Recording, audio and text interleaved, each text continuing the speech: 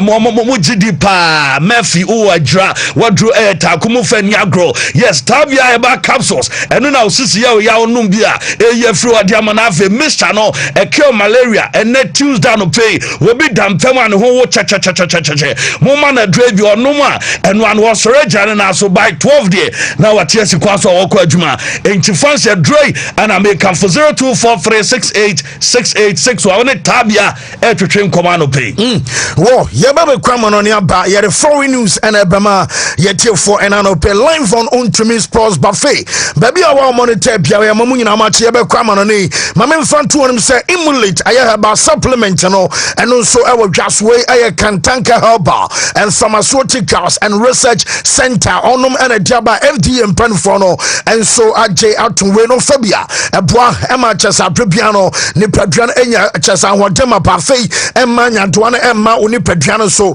ana make us detoxify aye chesa oni padran ama substances awodoa yana ebehye ni padran ma chesa emwa ema ne man kwani nyina na ebeja na afei wo so wanya hodema paweno ebe boost immune system na fight and some ade tia enyado awodo ntia shanes ama me say aye emulate herbal supplement and also modern so be pebi atona afei wabobo bi kama akwadano wanya about 12 years emane numbi ana oba wa fefro ana simple bani tuanufo ana ni kwan so numbie baby etonto bi akwa unsa beke bi ana so pa oba frɛ Kantanka emperfo na nkasa number no aye 0535112873 na onem panfono enso enkasa betway ena bema watcha bet na fe wadi ama osika sem aye kama betway say 18 years and above regulated by the Gaming Commission of Ghana not for persons below 18 years we know one say bet responsibly omode die ye fana a bet saver anaba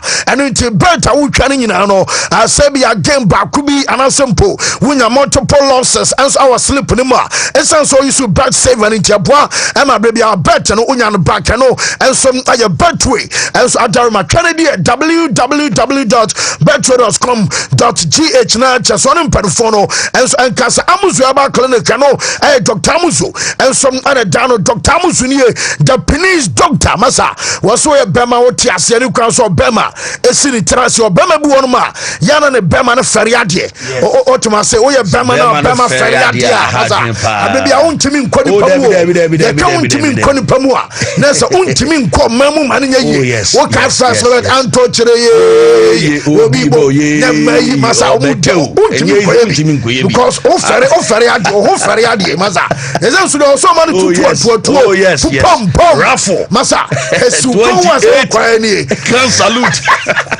called Dr. Amuzu normal nya bema mu ono na de Amuzu garlic bitters no enso abadwase no nom enya nyuro wo fa bia bua ma mo jare Jefferson kama cholesterol elko afei make out send ya cancer high blood pressure and also asiabetu Dr. Amuzu aya djuma ewo Amuzu junction Moro market ofro aya tafunsha so ofro dia call aya Moro market no aya 0247776743 now only a doc Amuzu and some and Kasamo 5 minutes more now you're the foreign news and about a couple mama will be a 1,000 yes enter thousands yeah very necessary and also match 5,000 okay and you tower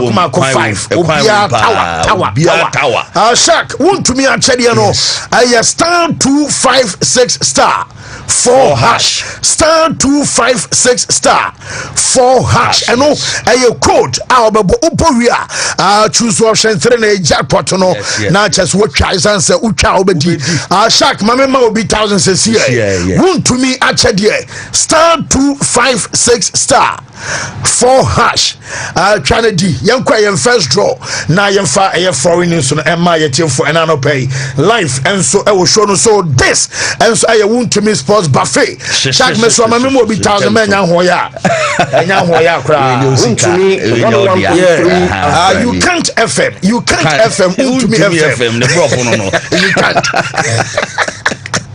Whoa, young Quena fire first draw na yen draw na fee. Young Fadia canning so from any Rono. First lucky winner, Wayne, and if 1,000 before for me Koba, maybe my 2 tower. 0559 035 star 0559 035 star. The Bakon 1,000 Ghana on shining phone so Eguso Edaso Wadi Asesian Wadi Dening and Ewan Seminole by a Baba King come messages libi Ajamamo. Yes, Senamo Ansana Yabasha Ayamo messages in the Kakanama Samoa. Muntu and Ansania Bana Yababa Shamo messages no and so at the Amamo. Paye Shamachi Shra Yehua Ila Henu Yehua Ekat. We a hata et Yehua Elohika Bika Luvika Uvika Naveshika. The umpire on Bay de Peno Hebrew. Yeah, the bear the show no Wontumi sport. Yeah, because Bibia Muno so the Yame day. A chance in ordinary. Very, very. See about the chance you be on paying out the man, then any of the Boansana. You say, a cat.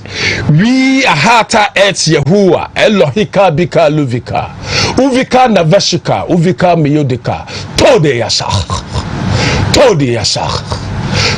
Yashak in English, in the name of Jesus. Amen. Okay. No, Ben. Oh, Masa Botia. Now, who's one? My name is Masa. Come on, oh, yes. Almost say they are waiting for Tapuku. Hey, now, who bought it? Oh, sir, me try to. Okay. Nankeja. Nana, some more fire watching you live from Kasua and Dumb Down. And all monitor if Salim Adara. Ranking was it the show is live at Sikapuduo Chrome. Greetings to Sikapuduo Chrome at your studio and also at the Abadona Giero was a good morning fancy. I'm watching the show live from Eastern Region Kofrodia Old Malcolm and World Monitor show no at the Finana Kofi Justice a good morning fancy. I'm watching the show live from CMB Market. No matter what come we win the league Hala Madrid and also at the Abba Madrid for no and at the way and so Abakwame Mauli Benjamin say so must officiating always take center stage in the Spanish league Obisa question and no head on so the other young quick now quick for 1 minute to be answer so and for my quick cafe when so say Francis Ataboku coming today yeah trying ODG episode and a day yes our message and about we say good morning Fancy watching the show live from CMB Market. No matter what they do we will win the league. Hala Madrid na Kofi aye justice message anu na ebeham na enu ana Barca for no sere afei Real Madrid for no so tinisuo the best sport show is loud and clear inside for akire nsua Fancy Monfa everlasting for akire nsua no dey message no enso about say Wontumi sports 1 in a million CJC. The show is loud and clear inside microphones and accessories inside Kajetia. We so say good morning Fancy Di Maria. I'm small and watching the show live from UEWFA. Kwame Maxwell Benjamin say and I'm say Kapodi can Munafe. We so say what a powerful prayer ever from the one and only chairman to the whole wide world. And I want also Denny Jano so by your comment on it. Yeah, the foreign news am I till for an anno pay live on the show and I'll be okay. Yes, this and so Wontumi sports buffet. Yeah, foreign near the foreign news and so Adama Shak prayer before C2. Winning against Newcastle 4-0. It brings everything. The Bompaye Shamachi Shra Yehua Ila Henu Yehua Ekat. We a hata et Yehua Elohika Bika Luvika Uvika Naveshika Uvika Miyodika Tode Yashak in English, in the name of Jesus. Amen. And it's a Pep Guardiola hardly go with 2 strikers.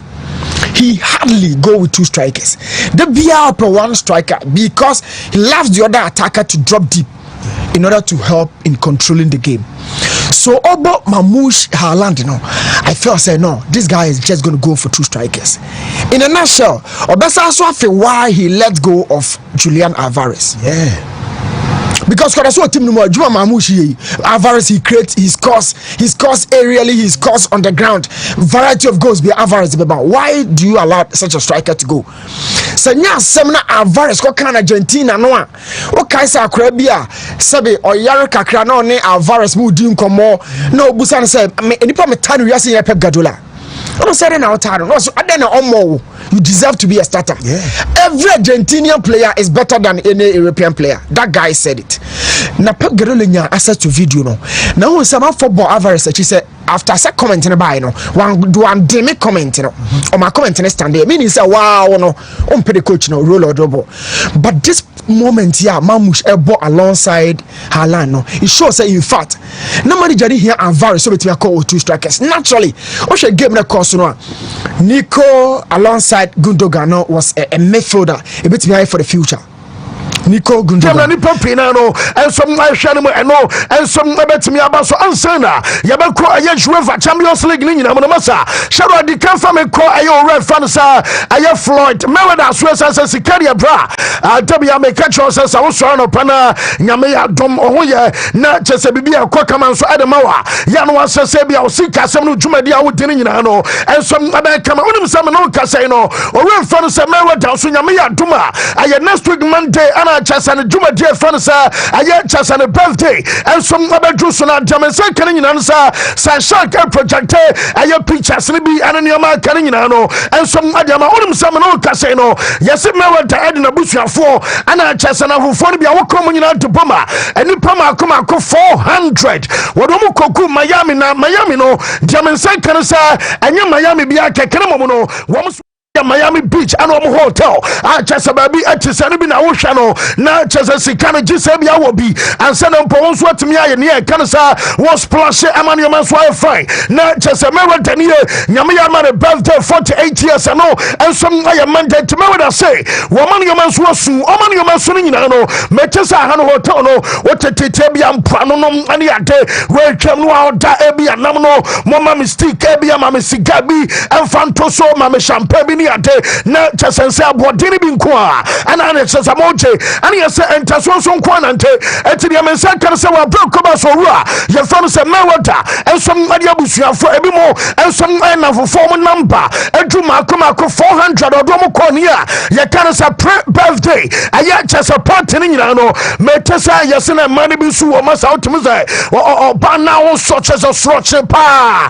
a chesa maria sononom a ye kaso bi ayo ba na chese sima na binie yesi na wada kowie ya chese mu kodi basa na watwe na jemense kan nyina no sa wabro mu kodi basa 1 week mu kodju o mani kwa no yesi muria spend $5 million masa amza sikana winya amza no pay wo pensa se atoto fienom atoto kaya investment ani ateno wunu so ade shene se a chese wonu nipa 400 the bodyguards and safo nyina no wo so mwako diskana sane kwa shark me da sina jaminya no say wabra ha no aye Miami Beach and hotel no wo sesam aye $5 million le couple and some araba Ghana sikamua aye 77,367,750 Ghana na chasa mawata junior the money man and some akodi 773 billion masa I want to me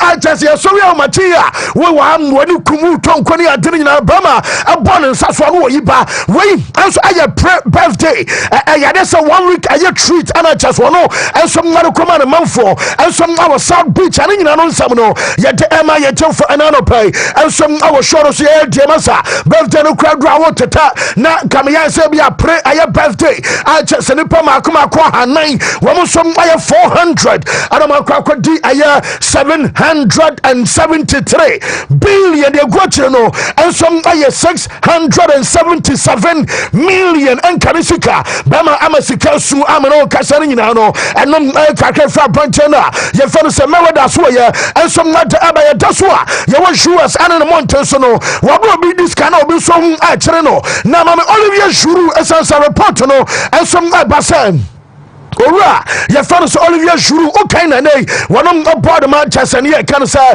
level for no na Jamaica kan so do Los Angeles yes ni fie wo hono am say amanfo atisi na chi na omo so omo basa na aso omo nimba bia de no yes aye jewelries ane ne kan say bia nyoma ne board de say bia komode de do tonsa bia watch bi anasa sanioma ne nyina no wo mo ka aye jewelry ane just a luxury aye items ne poma yes union so mahwia no basa 500,000 euros ano enso my amount amano ka say no yes Olivier Giroud so nya safa anam update eba honsam no yete ema yete for anano pay enso abo shoro so taminya no say mami abranche fan say Lucas Hernandez also no ninu ye fan say tio ebo enso adama AC Milan na mam Lucas esina kanama bobokua ye fan say Paris Saint-Germain latest taminya no say akota no yes no pro so mo ye training na sense nyame ya duma wo mo som our match enso abo na training session was a basso abra nyame ya duma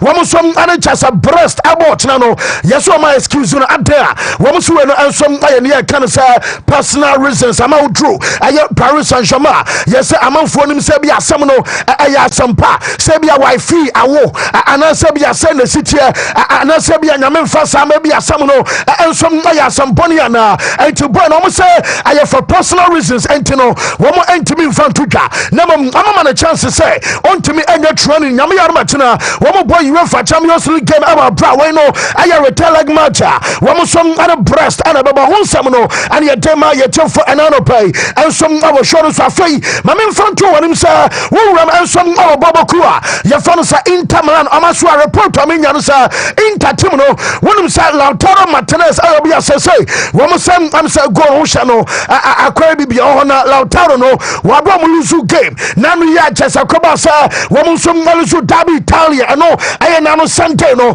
wonim say the video by na chesa bama kasa rough aye sem asema woka no yesem panfo no say womo abaso mo te asampotia akwara na mfa no sala Lautaro ensom akaya na Jamaica kan so yeso ma hwema hu sa wani obi atam wan kansem bia ebi asam no ensom aye kasantwie ana chaso no so aye obi a wan kansem bia eno som achi obi akra shak me da sepa eti wey aye moment akodana ye fa no sala Lautaro Martinez na ye say wo ball game area o kasa ensom aro kom say bibia no ma chese bia boy no wo betumi asanhye na ama ye say womunya evidence be a chese bia no no so madi atem na yese intemper for no say womutiri e ba say since wey womu so ala kenioma pi na enioma molaka bi ensom na se nyame ya doma sama transfer market ni bia ombeja eye boys no ebi ensom akwan womu say Marco Anatovic awaso ko ano ye 1 Joaquin Correa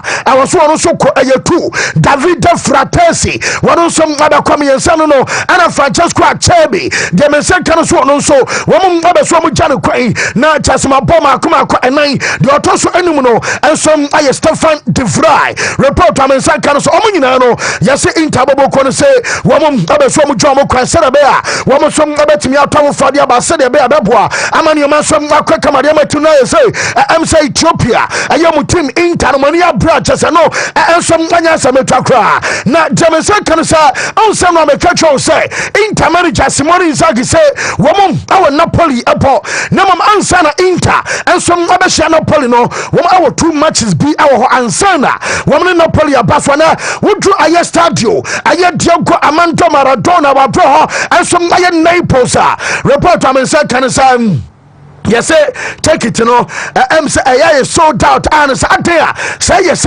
woman tete so na omo be say Napoli supporters no bamo enti omo tete so ama answer na German say kan nyina no ensom na say bedru nyame ya doma aye 2 weeks time na chese gate no they sold out our brain and also I update Alba now okay over fun say I will go Saki Arabia wa ye jumana chena me no kasanonie onya 75 years no fun say I will go Saki no yesem tabeto twase bobokua ye fun say Monza so no ayo fun say Adriano Galliani ono aye former aye president Tadama Saita ye fun say Milan and obi atom na cheso no na Sergio Berlusconi wonya no baby come na chesa juma no na omo Arigo Saki yes what kotu dwasa wom abesanka bi Arigo Saki no anasa Berlusconi no say no de na cheverns Adrano Galliani ana kokasa wom benya nanka bi Arigo Saki abeto adwuma no so ensom ade amabo kwa no sa Monza esansa na resource no nye na so say Arigo Saki wobi onom wonya 78 years once am at na bench dabi na mom ono fi abiribia no say ebia Monza for the full say wom so mba hia adwenkyere anase bi omba hia mo contribution bia na wonom ay available enso mba ma Monza boboko no say wonom so mba betimi aboa na se wono ebesa sesa no nyoma sa wobetena bench party osra anya de say age 78 no wonom so mba betimi ay adwuma no bia ma eno ay update eba medical ya betu jasa player na ye fa no sa Randall Kolo Muone oyobia media betu wanim say boboko no say Juve wom say 70 million euros na aye Paris Saint-Germain and some demand and omunya enti me de betu dwa so mo se sa na tedia ye wie season ya omepa sanka bia next season boy no abesa to us abo another loan and some ama Juve na so boy abo loan ama Juve dia abema sika so ate yes boy no so ate asesa nko no and some stay na ni nyina no sa akora ne ba ye wo mo say ama Juventus wo points average per game a free 1.76 and some other call 2.25 na chasa boy ne mai no onse na Juventus atabo drop Thiago Motta on lose no mom wababo draw sesi e deminya no say ama say the probability say be a bobo kwaba say Juve and some bobo gamer wom abedin konim no and some apaja e wa brane nyina no aye Randall Kolo Muone and so abaye na ama say so mo say the numbers aye comment akora no de e was so stay e wa branya me ya doma was about one season loan aka ho a wo prepare 50 million euros and some my amount of Juro Bobo no and some number so mutua ye de aya ho nsam nyina no and some my ye tofa anano pay and some our show no so anwa Bobo kwa no sa bonsa and some boy no mom yeba so wonim say Champions League nyame ya no chena beba so say yes o ye referees no yo mo ko gama mo say ebia yentimi fan compare but me de ya de kapo mo say ebia be 1000 na ebia 1005 bi say o ye referee na ka say bia kodi game say bia house of folk ball Lagos City bi ni ade aha na wenom asha dia to on sa soro no aye Champions League ana form and some aye Europe and to de mo amani mu a say yes UEFA for no wo because a referee ubedi ebia semi final sir when you said the same when you said the sesame na chasani ya semi final no ana quality semi finale na chasano aye quarter final ana ebia finale na nkasa no eno so na wo ma ne adanti yedi kan quarter final the chef free aye semi ana final na nkasa wo bedi final no na chasam sir wo je aye 10,000 aye euros ade akofie wo bedi aye quarter wo benya 6,000 euros at the call and there be a wabenya semi final game and also 7,500 euros no breaking it down for me call a leaks in more when him said to me can say and some other reporter abaning on the shark for me call a leaks nan kasamu La Liga yes omo trust kakasi pa and the man referees in time away APA nam Madrid el compleni Barca el compleni Yetafe will be able to complaints no and some ateba na reporter me can say yes woman trust kakasi pa no Germany because Germany udi game bakua 5,800 euros and no amount awa be game no one sam also atimika na just the moment tabaka sabi akodi game yama 5,800 euros no na just 93,931 Ghana awa bra akodi game and some our bonus league no 939 million or currency wuko aya La Liga wa be game La Liga aya 4,830 euros na chesa no som sa La Liga for no almost some first kapa na sika almost some fan 782 million 78,221 Ghana to the listen na Premier League for no there ya no ma come so but woman ma chesa ya no mo salaries ni kama aha ntini nyina na balance e ma nioma su ko o France wɔn nso atua ne adeɛ anti afei bɛduru na bi a matches a wɔdi ne nyinaa osika no nso ayɛ kama na nso still na no woduru Spain a adeɛ baako a sɛsɛi ɛnom ɛgye league na bɔ so no nso ayɛ referees a wɔn di matches a wɔdo a ɛno nso all la Liga no shark san fa me kɔ ɛno a Real Vallecano wɔn nso wɔn nya goal na referee na wɔnom adi kyɛsɛ ɛno agam osoro referee na ntimi anye ɛyɛ goal amfa ntia boboku a yɛfɛ no FC Barcelona ɛsan sɛ wɔn bɛsɛ Barca G League ama kyɛsɛ no Vallecano fɔ no deɛ nam ɔmobo wafu paa na report am nsanka ɛnso ane deɛ ɛba no nyina no sɛ referee na mebɔ ne din ɛkyerɛ no pɛ sɛ yɛfɛ no Mario Malelo Lopez a kyɛsɛ ɔno kɔdi kyɛsɛ no a wɔn nso agama ba so no wɔn nso wei ɛdeɛ mpa ne kyɛsɛ ɛnyɛ clear goal na referees na ansema mo kan say time na chese goal scorer aye fan say Jorge de Frutos wonom ehye goal no de na chese no aye onside onye off na mom time e ba say ball ekom no na chese Angola ni akora na fan say Randy Inteka wonom aye off na mom ba say defender ba ko yes wonom ekɔ ball no so omtiri e ba say ono ana ko block aye ba say defender na enam so ama chese ono ntimi ankɔ defend etura ansa nipa no kopem no nachi a chese ni go no enti omtiri e ba say wa bra boy no enso block eni go a pass ma chese nam so ama wono enso antimi yankɔ defend no de na chese wo say ball no wo mo gi go na enye yi enom aye one your guess is as good as mine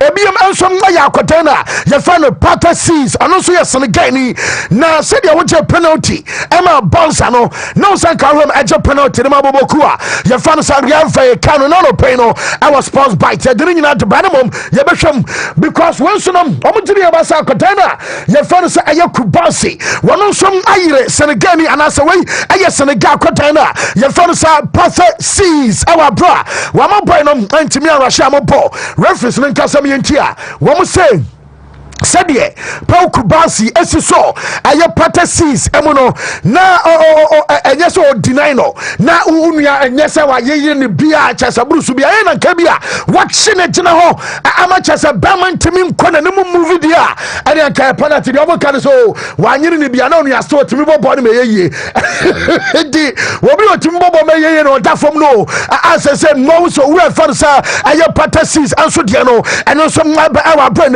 ye de the time a player your first Pedro Diaz ono enso mo board ma Real Vallecano was say anyoma cross eno ano wo mo dwen ho a mo ntiase e edi ntiro ma hye goal clean na referee enso madakas wonje na wo hwe ebia moment a wo mo hye goal and say the referee cast a ball no enso aye off en wa pa chese wo man chekura and referee no enso decided say Wontumi nji goal enso amane nyaye na ye kobisa Barca coach no de some catch us was no pai what about two Jano Pema made the bass was say va ewa aya juma into onom waje va edi yo yate na yebusa coach no so pani say league give ya shark for league title no yade say title race amame sasa na mona mudikan a chesa mudi ebia ne kan sa a point na ya pa ansa a chesa wo hwe Atletico ene chesa wo hwe mom ayeboboku a ye fa no so Barca fo a mom our 51 Real Madrid our 51 Atletico our 50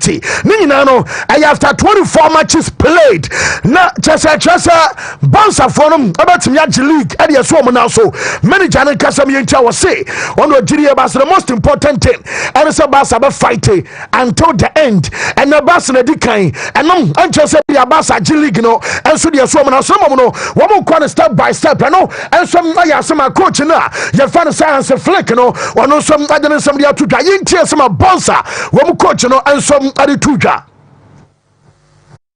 think it's not good to show always on the table because it's a long way. Now I'm really happy for the fans, for the club, because they deserved it that in this situation. And we always said that we're fighting till the end, and it changed nothing like that. We also have to fight till the end, and this is the way how we want to do it, match by match, and this is how we want to finish this season.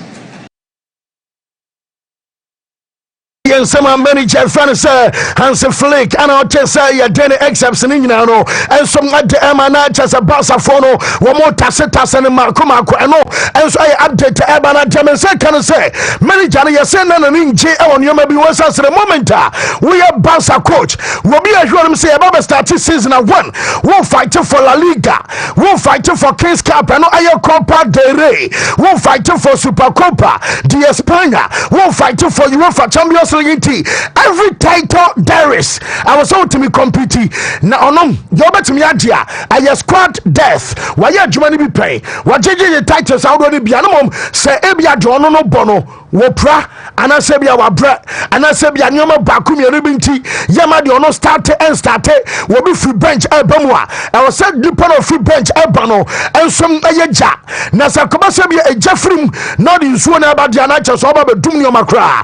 And yes, what cultural report, Aman Penfono, and some Najatum Sampa, MSA squad death, Basa Fono, and should any be Santina Yamia Dom, Nairi season at Dibio Baswoye, and I said, Baswo Sian and Yama Piano, woman some other one of Fema Mura, your son Samuel Eto, and Sobano, your son Etienne Eto, and I make catchers worker, I Rayo, woman match death squad, I was saying, no Muria game, no, Naswa Baswo Lamin, Yama, and so Flower Tesena, Wunia Pelami Yama JC, Yasenra, Atariana Lamin Yama Shea, one of some other ball game, Eritia Rayono, Warrior Adma Basa, Uriah Fanasa Samuel Eto, Neba, I Fanasa Etienne Eto, or no, and a new Yam Kurana Fanasa Lamin Jamal, and some Atari Lamin Yama born Jamasa, Shak Mama Yamin, Yamari Kudan born Bonamum since October. Wontumi shall go. Our La Liga Temie, Menka in all competitions, Menka, a league and almost say since October,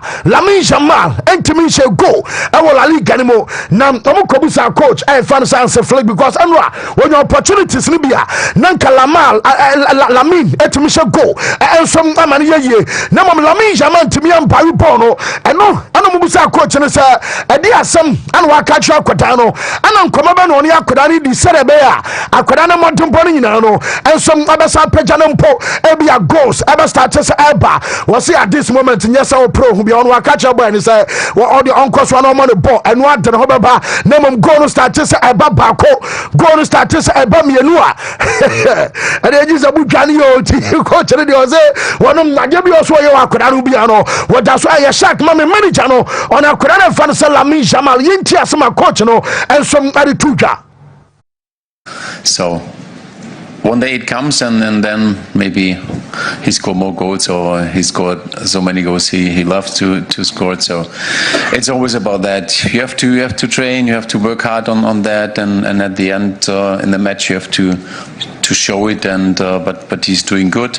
He always try to attack, to create chances, and also to finish the action. And at the moment he has not the lucky. It will be.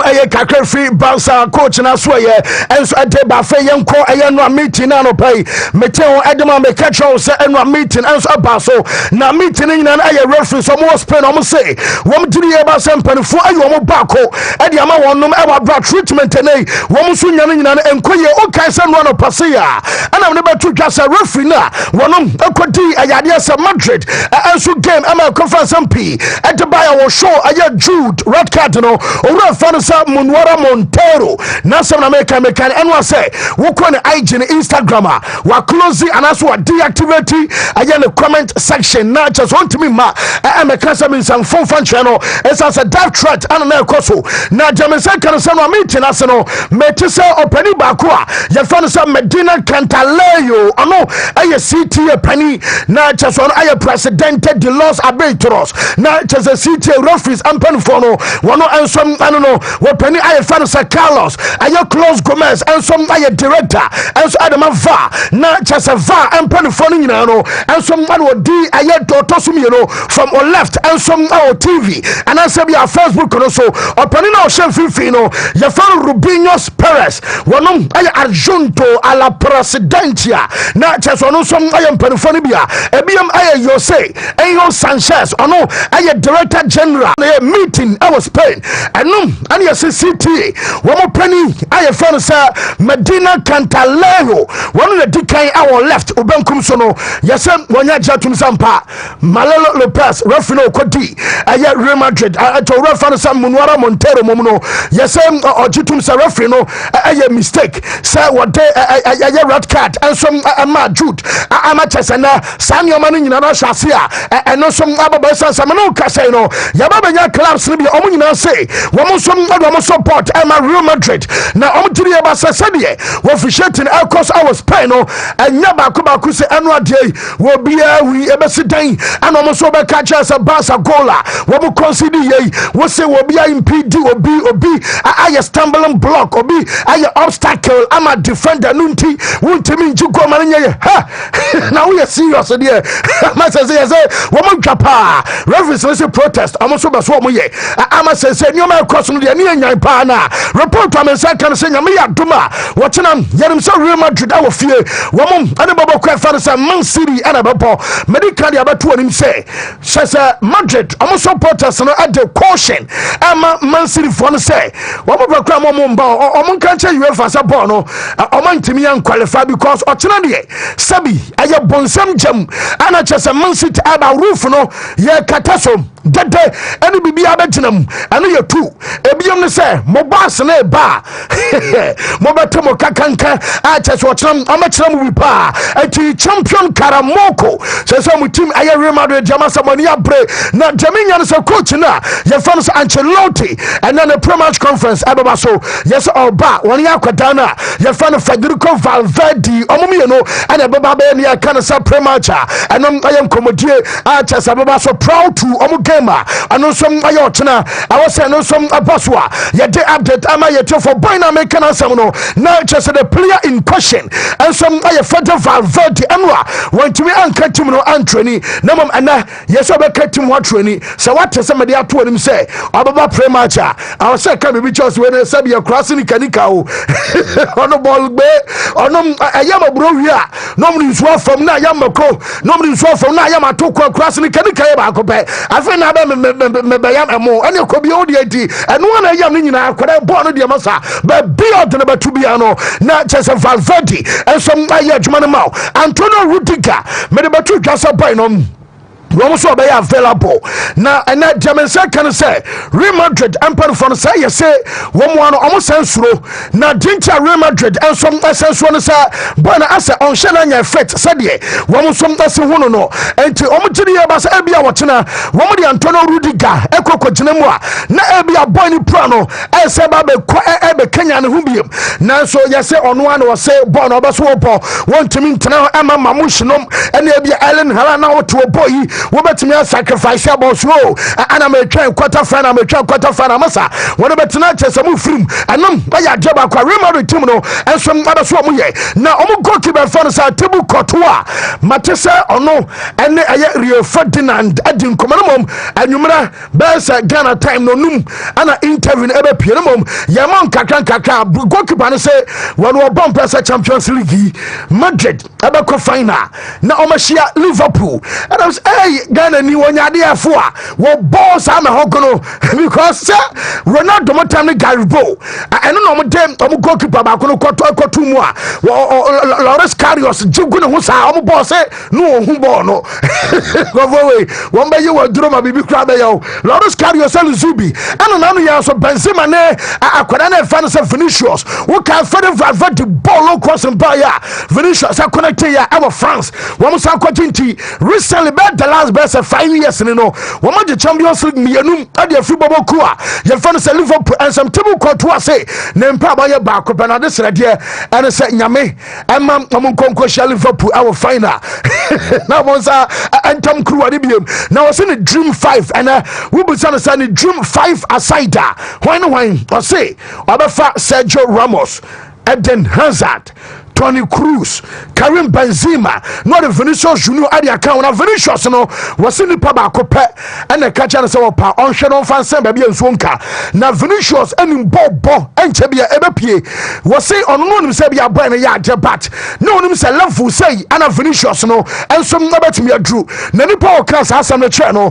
I don't know Castle Cromania. Your fans at Den Hazard was a Hazard catcher and say, mobile no when in Bob Pan and Nadia what your mum shanika crabby Mubonsa Kuran a ja and no a message I was said and Hazard no and some other man who are Brano Peno yet the update in Deba Man City when my Kuran friend is Ellen Holland send on your Saba by extended a contract was say a beam Alamachas a Bama young question say Nanso German can say woman Mujidia Basa Barcelona a striker woman Fusa Real Madrid a striker na bois I may be in Mbappe so to me a Franchi no or we fans are Predrag Mijatovic one and the Ababa Tuka Ellen Haaland Ababo Ejama Real Madrid na unima or come was what in a Sakwadano Bobo Kuba Kope and a Dana Koma so a Real Madrid and a Kurana Baswopo and a Mubisa so I don't know who was woe and your contract a boy na sign one on members and baby or tea 73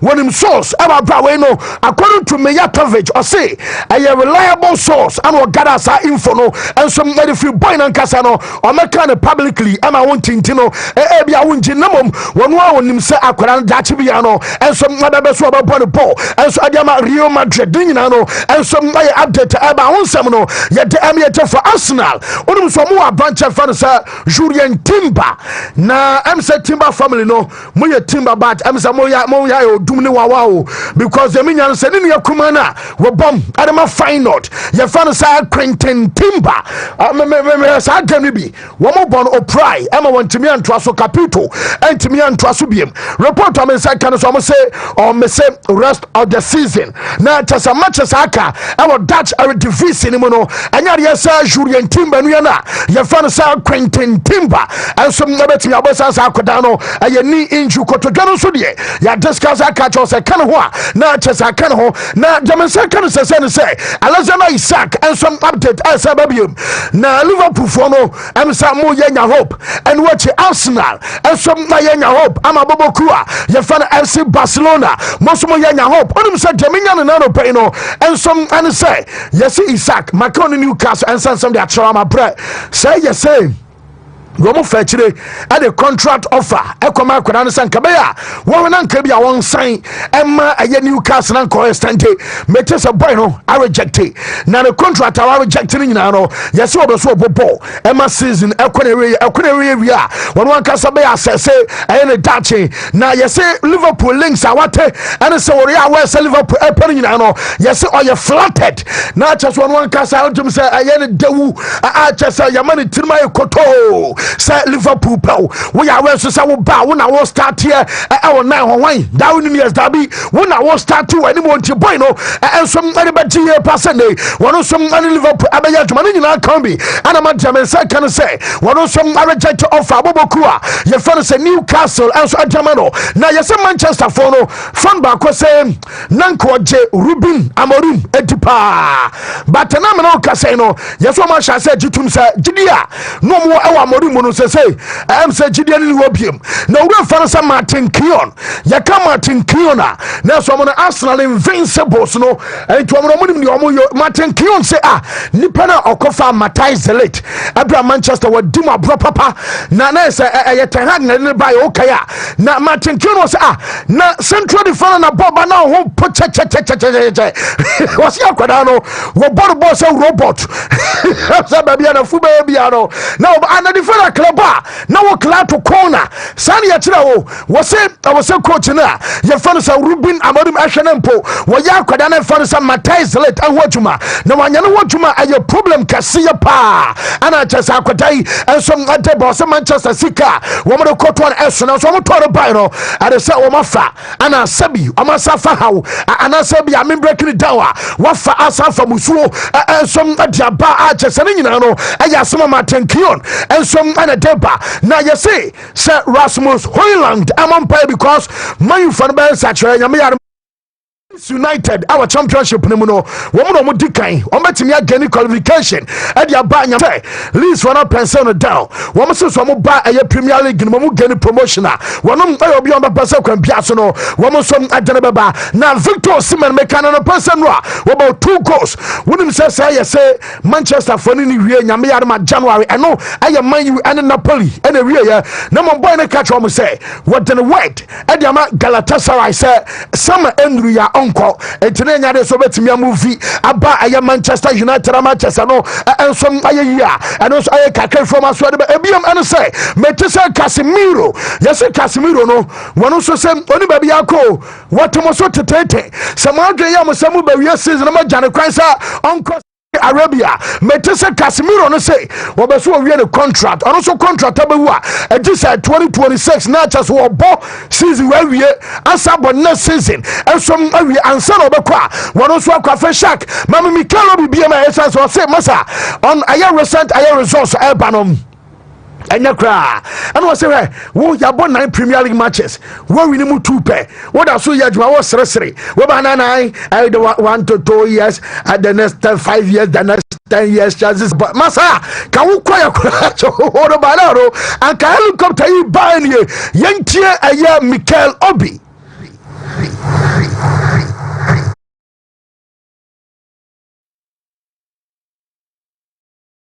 fucking crisis back in the day. Helicopter would have been surely would have been landed by now. Surely would have landed by now. That would have been fucking crisis back in the day. Helicopter would have been surely would have been landed by now. Surely would have landed by now. And whoever is in charge would have been gone. Yeah. The helicopter would have landed by now. There's no way, there's no two ways about it. I'm not calling for the sack of Enzo Maresca. I'm not. My issue is that, you know, what is going on is not right. You know, you can talk about it, you know, the recruitment process that I've been talking about the whole time. Paul Winstanley, I know the guy. Smart guy, clever guy. I've spoken to him a few times, you know, sounds bright, very, very bright guy, knows his job. But I just think that the recruitment process, for, you know, at the summer, it wasn't good enough, which I talked about. Yeah, we talked. And a lot of Chelsea fans, oh, no, you just want Victor Osimhen at the club because he's your friend. No, he's not. We needed a striker. We needed another goalkeeper, another top goalkeeper. And now, oh, Mikel, you've been fucking right the whole time. Yes, I've been fucking right the whole time. Because that's what we needed. Yes, na just yes, esanse no na bema wo dwapa. Zanse club our ball pen now hwe agro mu di ene no ma koso na just entwaye kra. No say recruitment no de anya wo de Joao Felix about what on 40 million pounds. Wo de na ba so me ensenta mo say mejane kwa onko AC Milan na wo no wo wa bra transfer market bi ya want to striker. Da bi o ka mo so wo kasa fedie. Wo mo kroya sase o Mikel na wo tibim jobo na wo ni striker no say would you say be a Jackson Krawa so na mum se kodru baby na say be a Jackson e pray and a Jackson kwakopra Mama Mikel on Chelsea honest na and aye clear lake or real friend sir Todd Boyley and Bedat Egbali was say almost so and was a pressure and echo because Chelsea no say what you say be over to Chelsea no be pen for so the amasa sabi fafa Jimmy Kokra one na Kenya America o na mum say wo ba Chelsea wo be to team abel ama titles and trophies aba yemeto Chelsea say would be a business and you have a pen for so Timmy Calobi.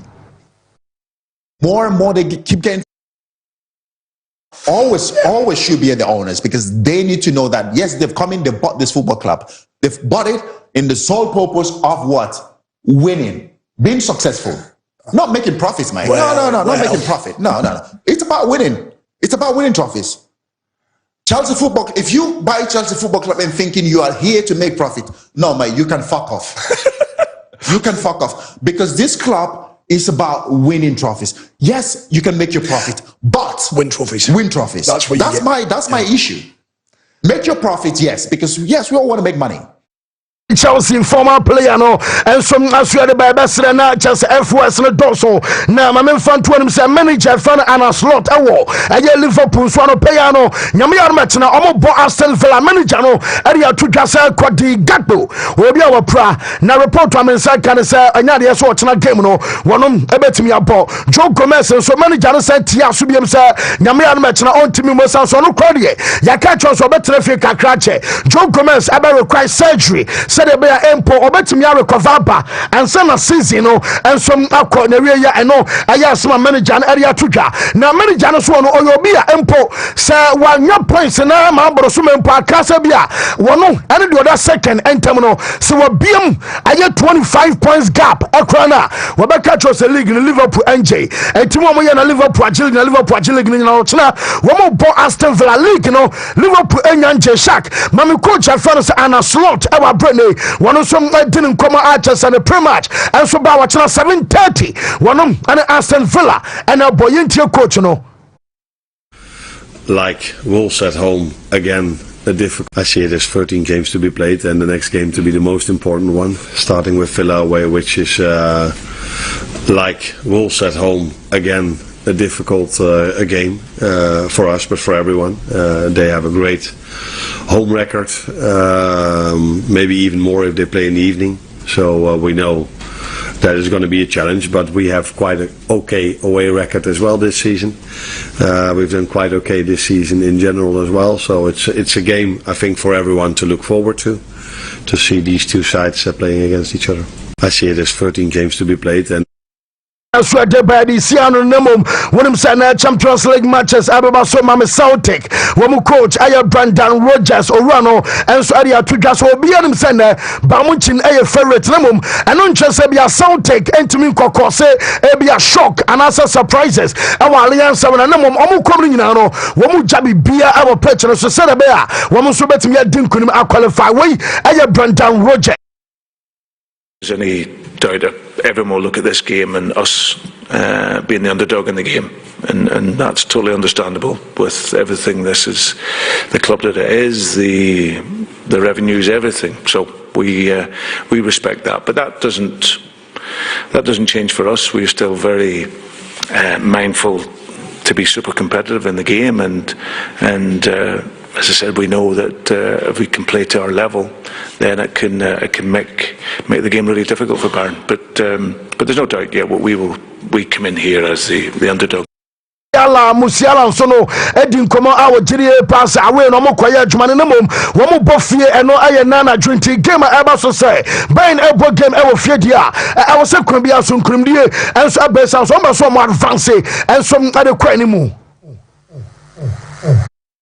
Us, it's always just to focus mostly on ourselves to make sure we do our habits right, bring the right amount of energy and intensity to the game, and then we adapt to how the opposition plays. But mostly we look at ourselves and prepare for what we can do.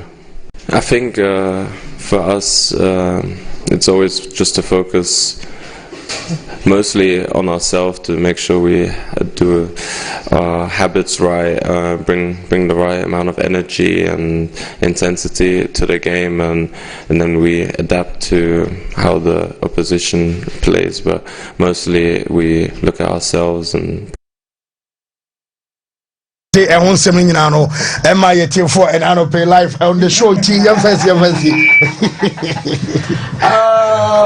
yes and I'm say find it nyame adom fancy bibia ye boko megitumi ese also ho ye nyame adom ho ye pa bibia hihye ye table dynamics no say yes ya baba na afi ya mamo Champions League no so say dem be sia ko ya mamo ti ye fi La Liga na so ye be ba straight two the Champions League ne ma ba be din komo na mohunu de wo mu de said nyoma esiti etie ewo ho fancy ma yanchiete for nyoma makwa aba famra Wontumi sports before so and now pay na incommodity ne be sha ase de free the Spanish Premier La Liga with how intense it has become. Anyhow, nyoma esiti eko edema the league no in as much as a lot of people were huge concerns ABN, Yabeji were TOB, Adebechini were TOB, Adebekwane is create enough bars around the league. Fancy, maybe 2 years the controversy has even made the league. I say, ama ne popularity in your maybe compost so apija. Yesterday, for the first time, Newton, I saw say there were a lot of people who were eager to watch Barcelona and Rayo Vallecano. Yeah. For the first time, amount for attention was a game no so. Pa! Into a game no cross and on a Barca players no banda duress. Banda duress. There was so much attention on that particular game due to how our league in the city echo. But first of all, you have heard the incident in any normal course will give him. But me to me say Hansi Flick has done a remarkable job in turning the fate of Barcelona, because Ocheke between November, December. Results are not Barcelona no. Now ama Barcelona supporters need be raising concerns about Hansi Flick, the tactics and the approach into games. Yes. Now a big to me is a high line now obono. Adeba betimi ahomu ye pa. But fancy meme je Adeba could be this we dan flowers ankasa enyini e wo detimu. Because anwemu na ehye ne nsu abewota ne bibi ade begusu bia na ya teche eto de bia ya teche ansa na apie na ba beblosum. So no matter what you do in this life, there's a moment in time where you have a blip in form. And answer ubenya situation bia, it will take you to a low moment. Obia no more we ask obetima ka chem so onya low moment that. Oh yes. Every single person who we ask bia on a low moment. But at the amount standing tall among the rest, your ability to overcome your low moment and find solutions towards it. It be a Hansi Flick finding himself now no. May I strongly believe say it was his low moment in Barcelona. It was not because of tactics, but nothing was working for FC Barcelona. I didn't know Barcelona yana near show mono. Fancy BPS send free home. Barcelona jai highline nebo. Debbie. Barcelona 4-3-3 and 4-2-3-1 a terrible Wontumi kono jaibo. Debbie. Yamana. Lewandowski na. Rafinha na Barcelona front three no. BBS is something free one ameboa. There's Paul Kubasi and there's Inigo Martinez. There's still body. So the same players, the same system. But Sisiano, it is enough confidence. Ana etimia ba team numwa team ni dia tennis and your way. Ama Sisiano in 2025 Barcelona is yet to lose a game. I don't think it is as easy as said the city no. To underestimate the kind of results Barcelona achieve. Now, Enra was a test for them with a mentality going towards fighting for the league with Real Madrid and Atletico Madrid. It will be a team in the lose league, not because of lack of players. It will be a team in the lose league, not because of a lack of player quality, but Ane Dodona Lusu League based on their mentality. It's no be catch us say Arsenal betima play back ko see and the league no ntimi because oba ko bo game bi adwen no a wodi bo game ni yem hyehye ne sasa ahwana game we mentimi anhye mansha league na free mensa ampani ampa na asi hwe bible wo ho entwantro Job see the osuro ne ba so. Okay. So when you enter into a game with a certain mentality say we yehye me league ni ntimi nye no it happens. So game bi mu na wadwen ye o say we dey mentimi nsha it happens. And then Barcelona can there. But I'm saying say the league was not decided yesterday for the Spanish La Liga. League ni decided enra. There be league ni decided enra kra. Barcelona ewo Atletico Madrid bo. Barcelona ewo Real Madrid bo. Real Madrid ne so Barcelona no so bo. Real Madrid ne so Atletico Madrid bo. Atletico Madrid ne so Real Madrid bo. Also saw Barcelona so yesterday ebo. So the dynamics of these three teams, even if most of them should keep up the pace at which they are going. Me so fafache ma me fa wentwam ansa na me refi nra. I didn't come udru Takrade so Wontumi 101.3 FM. Wontumi 101.3 FM ewo Takrade. Almost so fire show de fine. Ana Tamale so Wontumi ewo Tamale. And also 100.9. Anti Tamale for an important Takrade. And it's our Tamale. Tamale kwese betimi the graph aso am obi wala refi. Yedomu nyinase. It's fancy Madrid derby ni crampo ni abari. So meaning Real Madrid ni Atletico Madrid omuni case be between omumi and so settle going into the end of the league. Yeah. But I think the interesting part of the league in the results no omuni nyane say ama league in tension ne intensity ni nyoma bia eden so it raises expectations, and the matter say it raises expectations in there. It means the quality will need to be delivered, and I'm so happy say La Liga has gone to that stage now. Baby omodo omo want to say no fancy. It is not as easy as we see things to be, but on the game itself, fancy. You look at Barcelona and certain decisions that are going on in the league. Any refereeing decisions no more raise concerns now. Real Madrid can patrol it their corner. It even started on the weekend now. San BP mo and Monday no. Abra Jude Bellingham could do red card. Say okay, certain statement be the chair referee no. F word. Me. If you go to Rome, you do what Romans do. And Sebi, o culture na o de tu fie no. Untimi fa nko obi fie say me culture ni entifa by force me de achechero konse na me ma de o fie da bi. Se uko obi fie na nipa kona hyehye mra se me ebo nan a metumi fie gate mu a make sure so rounds ha baby na mo nan na wo he na wo fie. And now fina ko ka che nipa kona se me baby a me free ba na de me pia na do a me ba be 11 ne 1 ne 2 da bi. Nipa ni nim de enti ode ne nyoma ato 9. Nipa ni nim de enti a also ba me fie gate metumu sa time no. So what may be accepted in the Premier League is not going to be accepted in the Spanish La Liga. And I remember Ronaldo even spoke about this in an interview. Yeah. So Oko Spinners has certain statements in Oko Khan. And who had the befan boko. But had the and I think Jude knows this because Jude won on no overreaction be after the game, no. As some of Canadian say or letting the teammates down. Meaning Nipa Nankasa who saw or a corporate. I don't know where no one ye. But it comes at a time Real Madrid all concerns about the whole refereeing situation in what the Spanish La Liga mu. Ah, macho krata akwampo dia ede. E dia kwama Spanish La Liga referees ni so ede are returning. Let me say the state at which Anioma City can have yet bas mo for mo na ye nsi for mo a. It could be say league no de obeje no enye referee decision na be mani pa kona gi league no, but obi begina so aka say e referee decision nti e na ma so masi kwa gi league no. And in the long run, if this happens, the credibility of the competition comes into question. Because baby, league indigenous say no, it is gaining back its reputation. Let's not forget that the La Liga no gaining back in the reputation no more jaw at all that. Because beyond say league never boy Barcelona and Real Madrid never. We say no suyenim say Barcelona and Real Madrid dey back on never. But Atletico Madrid bibia be kan or the be kan no kwan NC ho. There's Bilbao and there's Villarreal also to carry a top 4 issue ni be league ni mo ayday. Aye she. And this is a season amount and Ketuan Crompo have Barcelona and Real Madrid pa. Nanka first no mummy no sia na nke decider. But you see no Osasuna kwa betime decide league ni dia mo mummy no. It could be say 1-1 Real Madrid the boy no. And no be chase league na wie no. Esi sa point na Real Madrid e lose ye no. And then Atletico Madrid boy o mu boy. Espanyol e betime decide league ni dia mo. And there's Rebetis. Also betime decide league ni dia mo. It is a man solve that particular issue.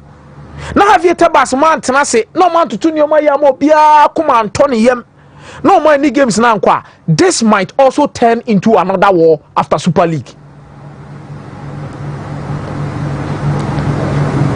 And say ya we better than another war after Super League. They'll fight La Liga and Penny for no. They'll fight the Spanish Federation and it will get to the West. And me sure so one cassette to Munoma ye. Ma also almost so munya English referees ni bia komo baba ye promote chopa na hono kra de yan konwa sem wi. Premier League na sem kra de yan konwa sem no kra wi. Na mo do ma ba be kan. But the reputation and the integrity of the league and how competitive the league has become, they will need good refereeing decisions to separate these clubs. And you're different from the English Premier League, right? The political grounds in Spanish football are quite different from how we see it from the outside. Okay? You might think say we any issue be was Real Madrid and Barcelona and Atletico Madrid mo kasa baby. But these are people some of them are fighting for their right, some of them are fighting for their integrity, some of them are fighting for one kasa own personal reputations. Over here Javier Tebas, over here Juan Laporta, not over here Florentino Perez. There's Atletico Madrid more Motato, but the political line between what Catalonia for year any the achievement in Sembi or Mokano. They're not about Real Madrid from position because Real Madrid emre bi atwamu no on beka say La Liga for person we kwan bia so mo fa kwan bia so Barcelona eje de La Liga no. Yes. Iti o mo fa kwati kwan so yanyi we mabasa ade no so na ya na Real Madrid eje La Liga no. Ana Barcelona for bet na se da bi. Ya Catalonia for no ya pre for independence no mo kra no mo ne enkasa. Mo mpe yasem, mo tini yen. Mo se ya manfra for ne abakro mu ase na mo ne e ba be ye dey. E ba be dili. Iti ba bia ye gina no, mo so mo tan yen. Iti mo tan yen no, say na mo pese mo ye. It is not as easy as we see things, but I think say in as much as it's making it very competitive, near attention they also know, and you do one they need to review it. Omusheni di no mo to omunoma ye na decisions be in the game no omu be taking no encourage questions be anfamba. The biggest one after do the no they see enra with the offside decision at GTA Real Vallecano. They know about the penalty incident na Vallecano for jitumu ye say I was it me a day ye je at the ball. The two incidents, I ask myself a lot of questions. Me personally, I'm a Tiano, me say dear. Fancy. Sometimes I believe that the rules are the rules. Emrano, what did they mention as no? But a to the beer, the Mamrano, your faculty quambisu for quambiso, editing Chimobisa, Emrana Yaho, I blame Quanza Emrana Yaho. You see screening new obstructions. The two keywords they are using is screening and obstruction in this aspect. And I believe that intake no those easy intake no on I'm asking questions say me I have 3 legitimate questions I want to ask anyone that is watching this video. Number 1, baby am I intake agina na on hemfa because so that is my first question. Me say intake no na on hemfa. Number 2, baby Inigo Martinez ko fire na Inigo Martinez de kwa clear ball no. Me question am busa me woni say the chances say Inigo Martinez ebetimi have an influence on the ball na ya body akwa net no na etesɛn Jamaica no what am say I'm asking these 3 questions. First question me say intika na mo pese onko hen. 2, have be Inigo Martinez free bar. Inigo Martinez influence on the ball, her distance between Tama player and control ball no, her distance between Inigo Martinez and the player no. The distance between Inigo Martinez, fancy yen in bobo ni bi. Today I'll bring it here. Yen in a park so bobo ni bi. Yen born ye bobi. Baby Inigo Martinez ijinano. Me Inigo Martinez cannot get closer to Wontumi have any influence because baby goal scorer no frutos Bob Inigo Martinez didn't have any influence on the ball. He can't. He can't. And number 3, the last question I'm able to money say the movement of Inigo Martinez as a centre back. Baby anabo no corner. Eden na Inigo Martinez ko for play na chi. You see, Awurade Nyankopon mom ya kai ball no tamane ball no ye gina na so no. Because the Inigo Martinez ye. No, it is a basic defensive error. Rules no. A compensating no. And I say aboa ne. So fan ho. Me say it is a basic defensive error from Inigo Martinez. He could not read the room so well. It's Barcelona for no Inigo Martinez. E be ene. Rule ni be favor no. And then Emrane be boano. And then Emrane be offside ne dia mano. But tomorrow it might be a serious game. And I ran Emrano. That moment no ba koye because it was a basic defending fail will be our year or honma na maintenance. A penalty claim then so man I'm in brand new team when I'm in family. Sometimes I fancy players can't be near penalty the man. Who a footballer, you need to be smart. Mame Patesis. What's that doing here? Patesis. Penalty claim. My Barcelona penalty no my Ambassador first and then you understand how smart you are supposed to be as a player. Me no area so obi o smart be me yada no. What am I say? And no area so obi o smart. What's it how he was even moving.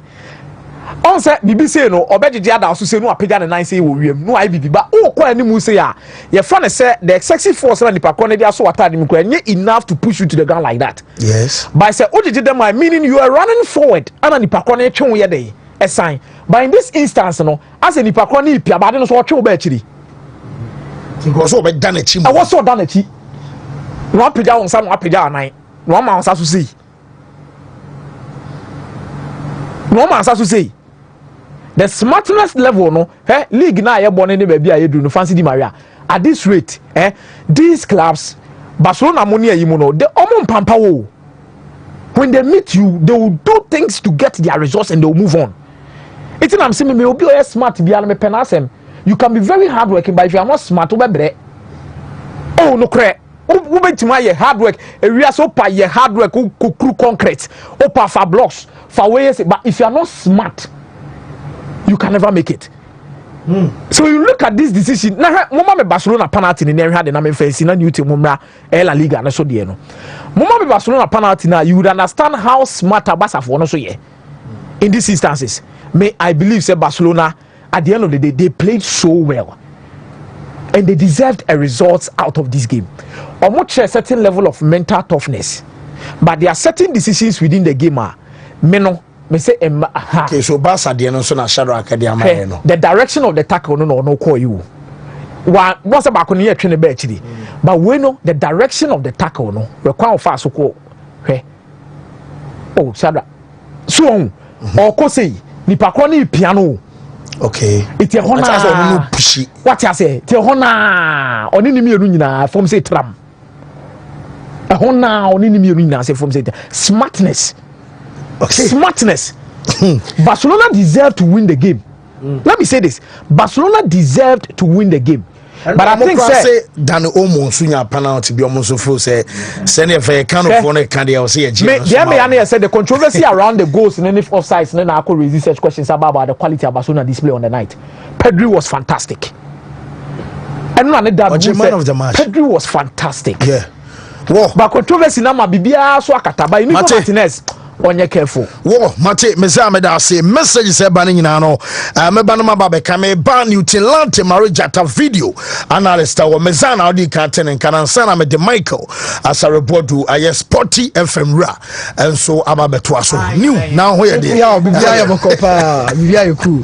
Whoa, yenti from babia we na no I think say no me Barcelona game no adeba kwa na me dwene ho ne say sometimes say na club will lose a big player ya na omo a kwan befa so mbenya that replacement na ade ahye ho oni say Manchester lose Ronaldo for a very long time the bia 7 jersey ni go a mo bi di ahye no they get personnel betimi ahye jersey but the attributes and features of Ronaldo no ya no munya wanya nipa be Valencia so ahye but as to say what ye adwuma na Ronaldo ye no untimi nya adwuma krona after the exit of Iniesta I was thinking say Barcelona betimi nya a maverick midfielder Fabwa Tama ono pen with Jamu now Jamu incisively on when to release these passes and who to release that pass to. I really feel say Pedri ye career as a ball pa 8 CS natural 8 dia me pick Pedri number 1. And it's a CIA dinkomo. He's the best 8 in the game. Best number 8 in the game. We are singing yes. Pedri. Valverde fan cheme for the physique, for the power. But overall, the BLB on the ball without the ball. Valverde passes, yes. Okay. Valverde should have a shout out. Me born number 84 papa we are here. But technical excellence now, Pedri Di Maria on the ball no. Valverde Fabima. Iniesta Dienibia. Iniesta Dieno.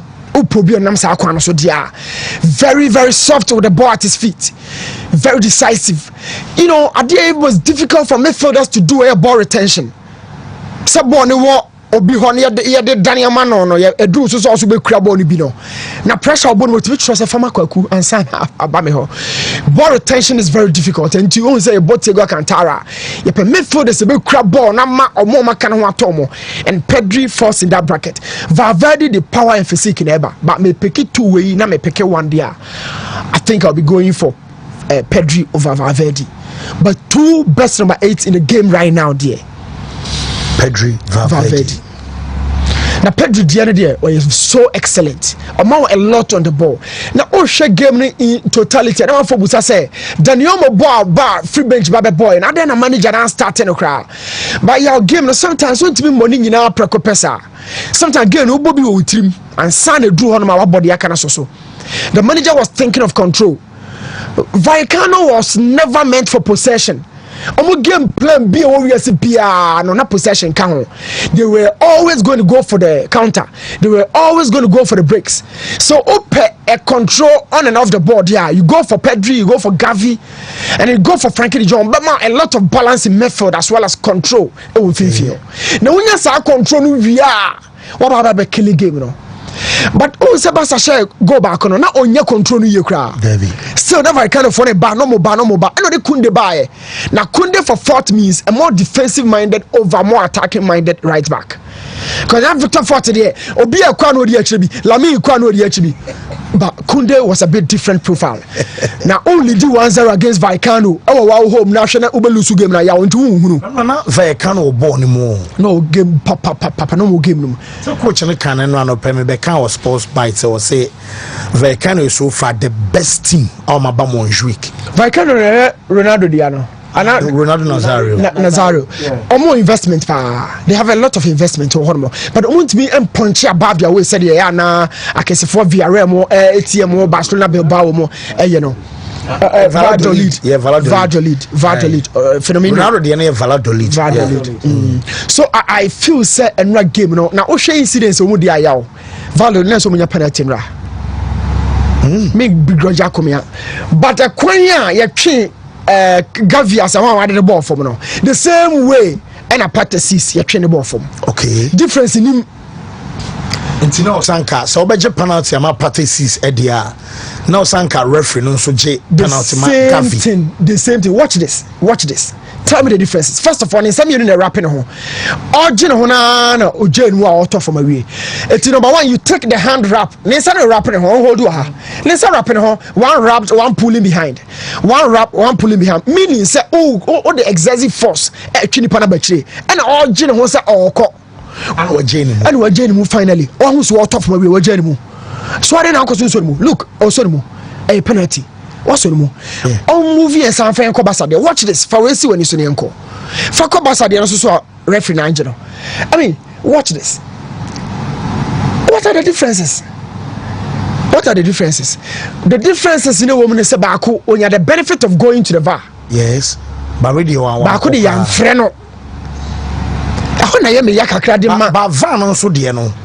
I referee no jina pitch no so nkwan na me fa na se bia obetumi take decision say most of me na moment me recommend ma. Yes. Obeba va wa umba va na wa. And no Barcelona dey no jima won odi 3 minutes 40 seconds. Yeah. Game no proceed here 3 minutes 40 seconds. And sana final local VAR no.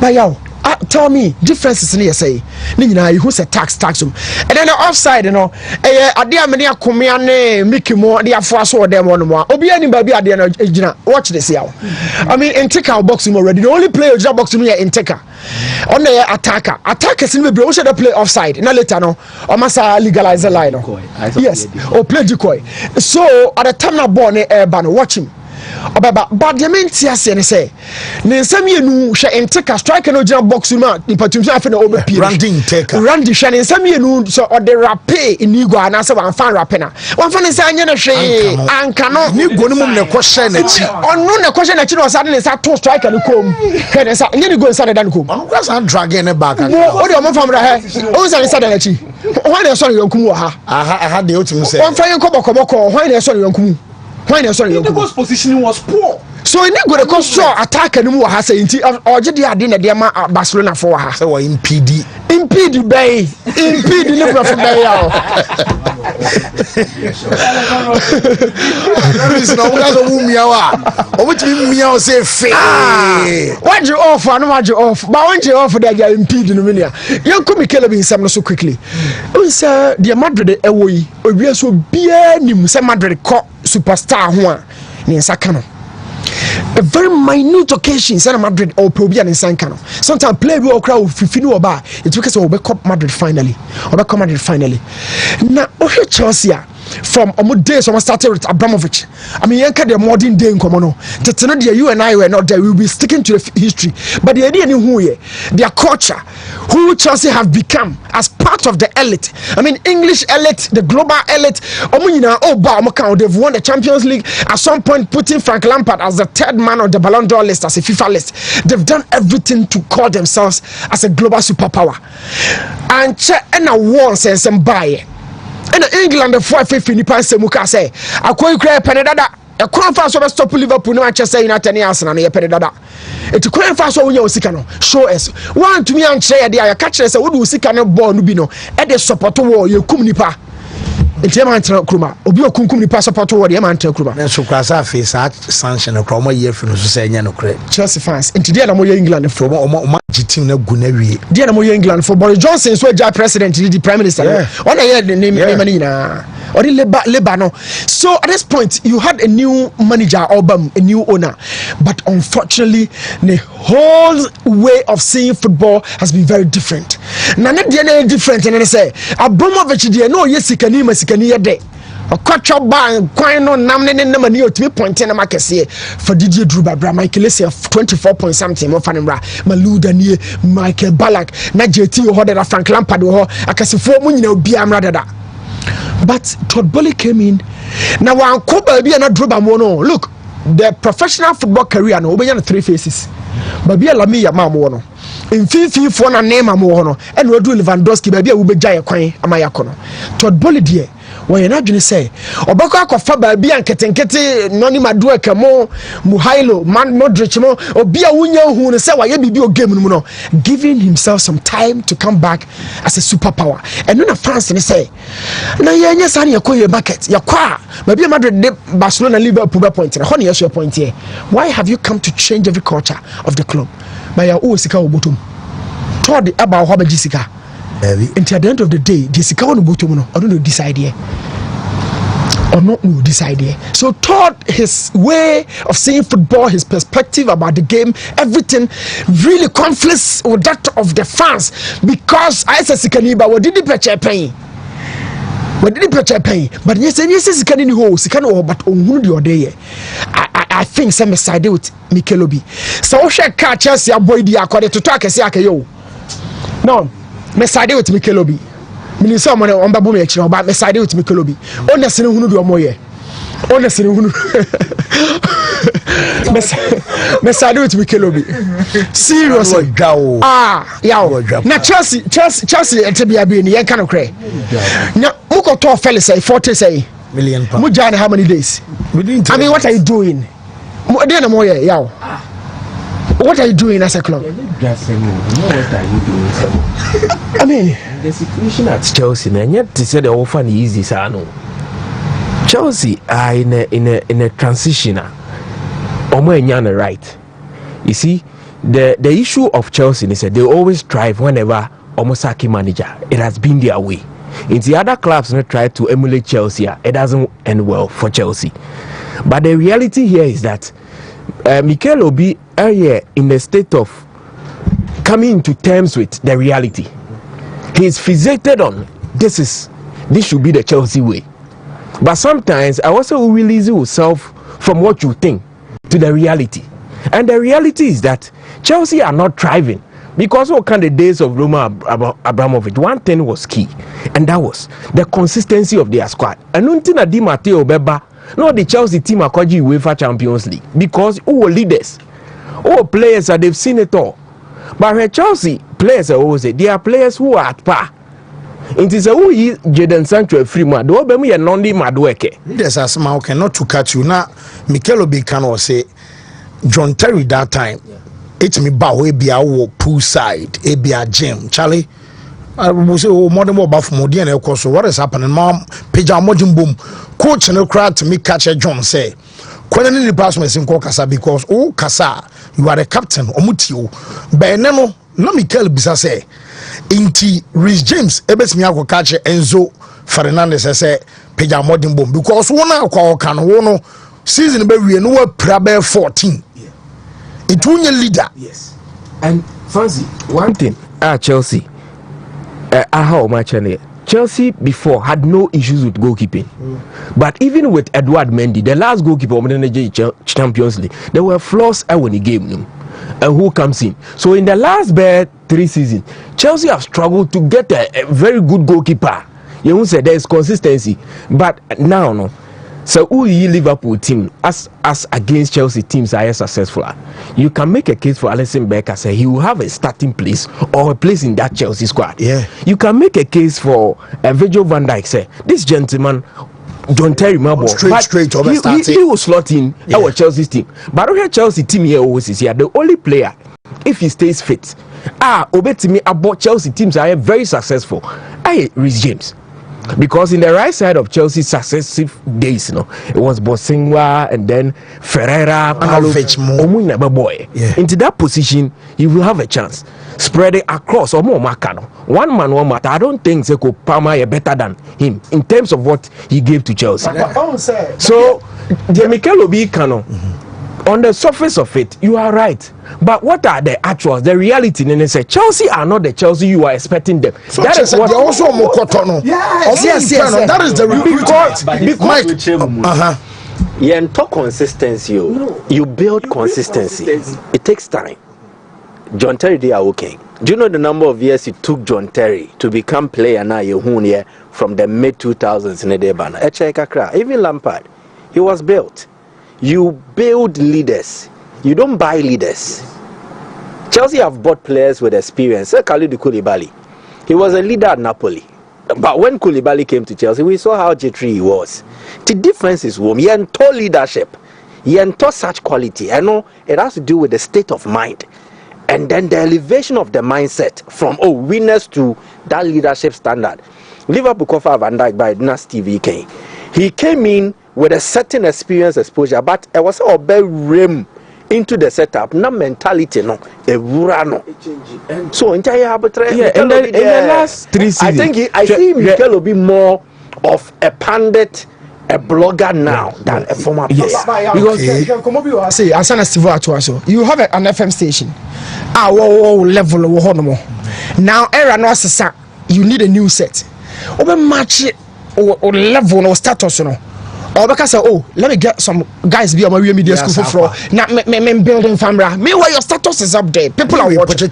I want to name Mikel three experienced players. You make a very good example, but again, it's contest.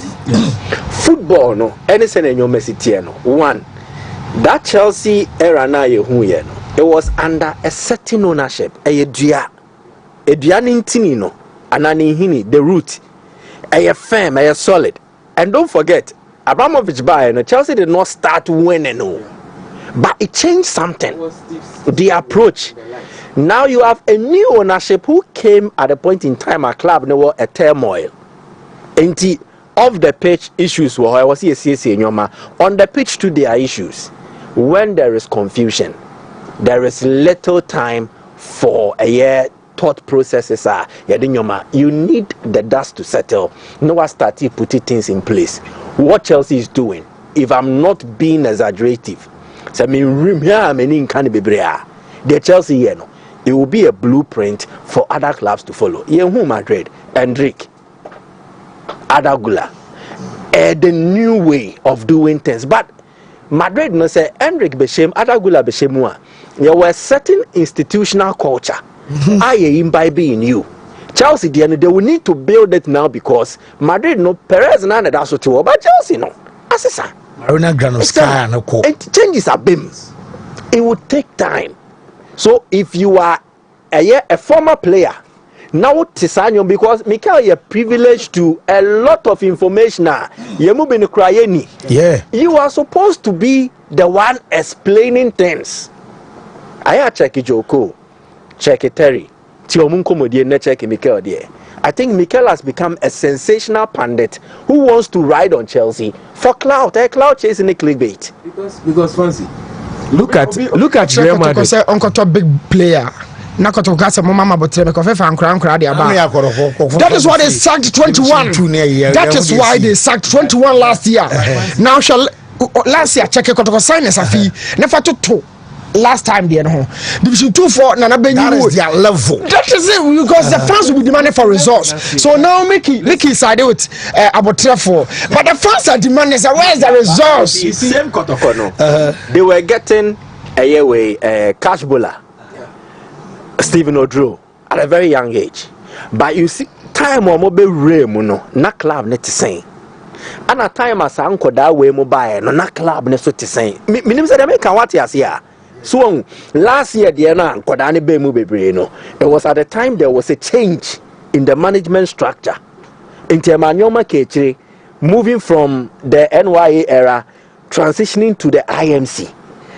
they were hurried in terms of signings and even things they did. Even admissions, Abase, they had to hurry through. Until the state a club is in informs mostly how things develop on the field of play. New teams ayabotre. Me Charles ni me jai. Waje de nyabotre masa. Wo bi nyabotre wa ha. The mono 26. Also chairman crap the clearest way obeti the whole situation as in say. You see in 2006 when Barcelona were playing in the UEFA Champions League final. That time I think Iniesta or Xavi, one of them now on bench. Bench. Yes. They were not starters. But gradually na beji team no. Now Chelsea team na normal born. Now oka say obi nkoto superstar. Player ope bibia in football. You will ask yourself say Chelsea why na wo ho? Ah me ne ko baje de imagine no. But back then you had Michael Essien, Michael Ballack, Frank Lampard and then Didier Drogba. They built that team. But obi people say so what of Barcelona? Barcelona I was sad long list of players you grew me omo from La Masia. So obi free one oba in Chelsea's case and Nancy and Amode Chaloba call a yina musa friend. How many graduate from the Chelsea Academy? So there's no continuity. On fee say recruitment now Mikel can once no Paul West Stanley no and then steward no. And I'm saying there be a Chelsea I was saying you wouldn't get grade A now or a player in the shape of Van Dijk. How many of Van Dijk says so say? And a war game more betting as say this is the sort of quality a Chelsea needs. You won't get it. Until a Chelsea call for Moises Caicedo with the aim say for the brilliance Kakra was show with Brighton with that elevation you bet him up build it. A solid foundation with him and Fernandes. But one thing is, they don't have leadership. Go to the Liverpool team. You have as many as 5 national team captains. Robertson, your captain was Scotland. Ubenya Van Dijk. Ubenya Mo Salah. So they have leaders in the team. So Chelsea, so the emotional aspect of it. But this is the new reality. I was just Chelsea for as you said, they can build because so the 100 plus kofa Moises Caicedo. Now okofa Enzo Fernandez. You will need time for them to play in a way a bit me the Chelsea winning, not in the way Mikel Obi feels that I want to say Chelsea playing the Mikel Obi no say native me no moko fa na be two man ko be jane say style of play na no obono bo na obono say na Chelsea team no moko fa Mikel Obi ko survive but around him you had Michael Essien, Michael Ball, you had quality materials they will make up for flaws no. That's the reason consistently coach bi obebe bia na use so they are not leaders. Chelsea struggles with goalkeeping and then attackers, and you want Chelsea to be performing the way now on Chelsea able. To me I feel unfair and giving time say Maresca be fair team like I say enye on cast obeji league cc and no so na Mikel say on person obeti because Chelsea no oba o de me cancer asan kwa ma mpie mfi wa no ma no listen by our open o de still obeti ma say on say on the appointment ma Tuchel me kai say Tuchel ba be draw Tuesday area Chelsea ye training anopa so omo pushi training ekọ area Saturday I took a bit me and festival training no mo ye area way training we adechi Wednesday no kobo Wolves the first press conference was one man say Oba so be winning games or be winning titles. That is the mentality and from the onset. Why would Tuchel say that? Because Tuchel had been with PSG and Tuchel is a German. Now who should coaches say winner? They are the Germans and the Spanish coaches. But disciples of Pep Guardiola and coaches are just trophies from Pep Guardiola. And coaches they played a different way against the Pep Guardiola, but the recent coaches, they are disciples of Pep Guardiola. They want to play in the Pep Guardiola style, and you can never be better than Pep Guardiola in his style. Into Mourinho trophies from Pep Guardiola, he had to go the rugged way. At Real Madrid, he had to play dirty football to win. Klopp edged trophy ni be in the Premier League, it's because he played a different way. Now Ancelotti are destined to win the championship. or play more of a possessive football, but he attacks like the Jurgen Klopp way. And when Liverpool goes no much in a quick counter transition and they will score. But so Arsenal coach Mikel Arteta, you would want to play the Pep Guardiola way. You can't beat him to his game. That is the reason our championship or moon winning in you will have to find a different bite to game before you can unseat coach or winning. Whoa, madam say, Steven Body, madam say, Maria Meza, Maria, Steven Body, Maria Newton, Meba, Michael Asar Broad was also only Chelsea beam. Yatia Dase, Sport to Ra, Massa was so a giant. No, you know a guy. To score first half. We can meet you and then say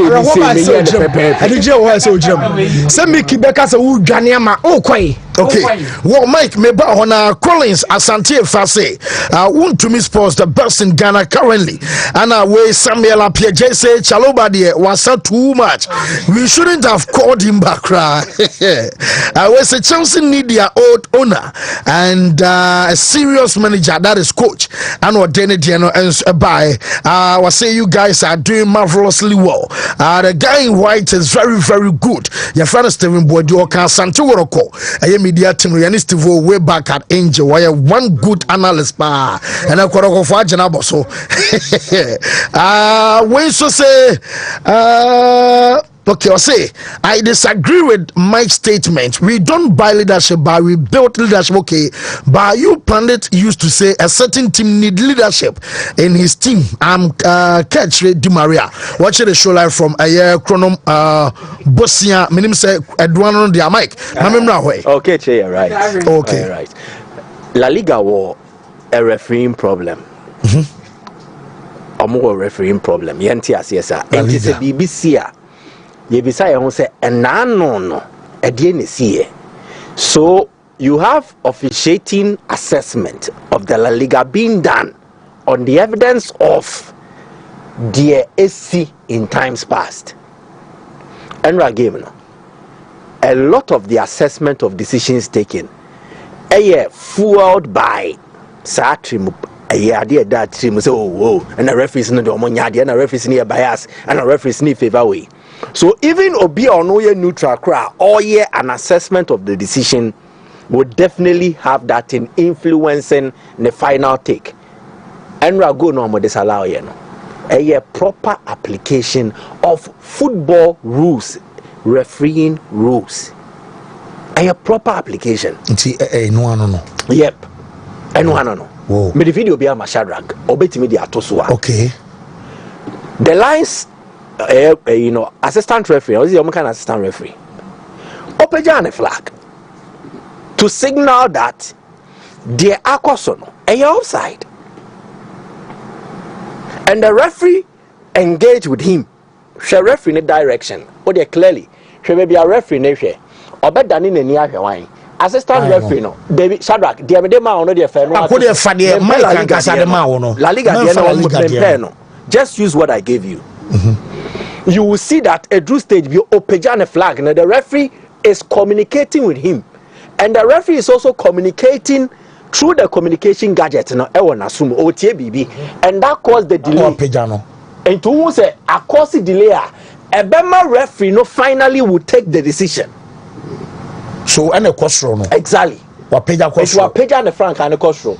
Check the referee. On board Ben say yaji go. Normally, gestures tell what a referee wants to communicate. On board Ben and waji go or better than anyone. Not in such the center line. Say young started born war. But when he was still facing backward, in the back, towards the center line, then he was postured in a manner on the assistant referee, the decision was offside. Now, the course one can say a G offside, it forms part of the laws of the game. Again, Shadrach boy and so. Then, according to a guess, or say, in situations where a player moving from or standing in an offside position is in the way of an opponent or interferes with the movement of the opponent towards the ball, this is an offside offense if it impacts on the ability of the opponent to play or challenge for the ball. In this case, Inteka disrupted and then prevented Inigo Martinez from challenging for the ball. Relax. Okay. Yes, say we see the quite say Inigo Martinez will fairly challenge for the ball. Did that happen? Yes, it did. Obeka said 3 seconds, 2 seconds, but in sport, 5 seconds is enough for a player or a sports person to take a crucial decision about affecting. Inigo was making a move towards where the action was. Yes. If he's denied a fair chance to challenge, it's an offense by the player in an offside position. And when the player in an offside position commits such offense, it is an offside. And once a year can say, but you see, a lot of emotions and sentiments are attached to it. Into the reaction that comes normally. Oh, maybe you go next and come. I understand you in that manner. Fans can react like fans, no problem. Many problem. But yes, we have said say we will also come and we will explain. But again, I'm telling you, there are refereeing problems in Spain. And also especially that disallowed the penalty contention. Yes, another referee will give it. Another referee will also choose not to give it, discretionary. But again, as you say, you better the see then see Basa Nyabi. A similar instance, and yet the same similarities won, but enya pepepe. The Basa Nya na mojemo, I don't know yes we similar man jam. Into the nanu we see, and then the ejina so edeka. So I think that about the image, the reputation of La Liga. And then even the Spanish referees say, no, we need to tackle the bull by the horn and sort out some of these controversies. Maybe you're right, but the controversies will paint us in a certain bad manner. But in the game, I think there were brilliant instances to talk about. Okay. One was just Chesney. Akwani Diguya man kanipa yemu ya shesheno nan which he against Benfica. But I think he's atoning for Sadiano gradually. Enra, 4 saves and then 1 crucial intervention. He prevented 0.97 goals. Or the stats neto so now obeu. So if a goalkeeper alone prevents 0.97 goals, he's just 0.03 short of preventing a goal in the game, and a very important. Barca kept a clean sheet and Ameboa. Omu winning by saying 1-0. And it was just Chesney is mostly responsible for the course. And among the Barca players, he had the highest SOFA score rating, 7.9, even more than the Pedri 9. So kudos to him. Barca had an issue. Goalkeeper or no dem the mom with pra. But even after coming back from retirement, he's proven that experience, especially within the goalkeeping department, is crucial. But I want to speak to Inigo Perez. Very kind of coach. He's adding to a growing list of Basque-oriented coaches. Coaches who move through the Basque region. Any mentality. How you see baby Sociedad, the war Bilbao one. Or more move through the Pamplona Basque region. Or more a growing list of coaches. They are starting to influence the game. Member Bobia, Xabi Alonso. Andoni Raiola. We Ankasoni Raiola and a year Vallecano. Okay. Now when a year Raiola nya deal with Bournemouth, when nya kwanya Kobe because when nya work permit. Now Fain was starting coaching I say. Tinani mu nye du sa na we ne born so wan bandu e bebre sa or exposure. So it denied him the opportunity to work with Bournemouth. But I think he's charting his own path and writing his own story. Until the Arteta more year. Alonso more their Basque coaches, even including the current Bilbao coach, you get it, Ernesto Valverde, they are writing a good script for themselves and waiting. Because before Barca, no more 6 matches. I don't know, my winning 6 beyond. Yeah. They are on the verge of qualifying for it. So, but Champions League games, like a crabby. Tips now. I think game and Milan make some good attacking additions. but amunye solid team yet. And then the confusion, disappointment, but pass be I also Felice Bomber police no obe mistiming and obe misplacing. Raphael here, the coordination among especially our more attacking units, it will be a bit problematic. But I think they have enough quality, especially against a final team a year very depleted. The latest injury a year Quentin Timber. Recently they've had serious knee injuries into Mobi. So final is there for the taking, but again, it's about the application and the approach of the Madrid of the Milan team. Who's a Milan? You game no one 3-3. Don't be surprised. So Milan win. Yeah, Milan win. If Milan are winning by 3, do not be surprised. So Milan win or over 1.5, over 2.5, and also over 2.5. Yes, Milan final so go. Yeah. Milan, okay. The way I consider both teams to score. Osha final, even if they will not get the rookie more, they will still have a solid midfield. And they will play part in controlling phases of the game until you will see that likely. Then Benfica and Monaco no gave way to me than a fancy. Benfica went to Monaco to win. Monaco called the Stadio da Luz and so Akwakobo. Vangelis Pavlidis solid record so far. 6 goals in 9 games. And no check here. In the last 3 Champions League appearances, when you have 6 goal involvement, it is very positive. But Monaco saw a very good coach and a very good young attacking unit. The assistant game Nekakra was when Benfica scored in the first leg and then Al Muzrati in a red card. Anything can happen. Game way. Just watch out. It will be a high explosive game. Tactical there. But Mubeye se Monaco for now omo ill disciplined in being no men cars and free like they will actually cause harm to Benfica, especially with Florentino. So Benfica small boy be one thing for you. Akwani Bun real rough. He was out of the game. He won't be playing. And a danger for Benfica. Then to Bayern Celtic then there. Yenimadia Bakwa about Brendan Rodgers, Steve Netia, and our former coach. Onim sabe come to chom. Ono also mo kwahwe wo. Good. Enti say o de we yeah, well, baby, I can see you and Fanny high and koi. Exactly the point. So if Celtic go there and try to be on the offensive, trust me, the Bayern team will discipline them. It will be different from what happened at Glasgow. And then the last game, Atlanta Club Brugge. Lookman will likely play a part because he's back from injury. Go check a record now.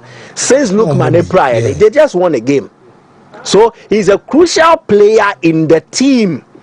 Obabaka, Obekom, Ama Boama, Nyometinyasisa. But Club Brugge funny is stubborn. If you check their coach Nick Hayen and how he sets them up, Omi a very difficult team to break down. O Cheche no Musane. Usani no Mumi. A game very tactical, but trust me, Atlanta were enough explosives to deal with Brugge.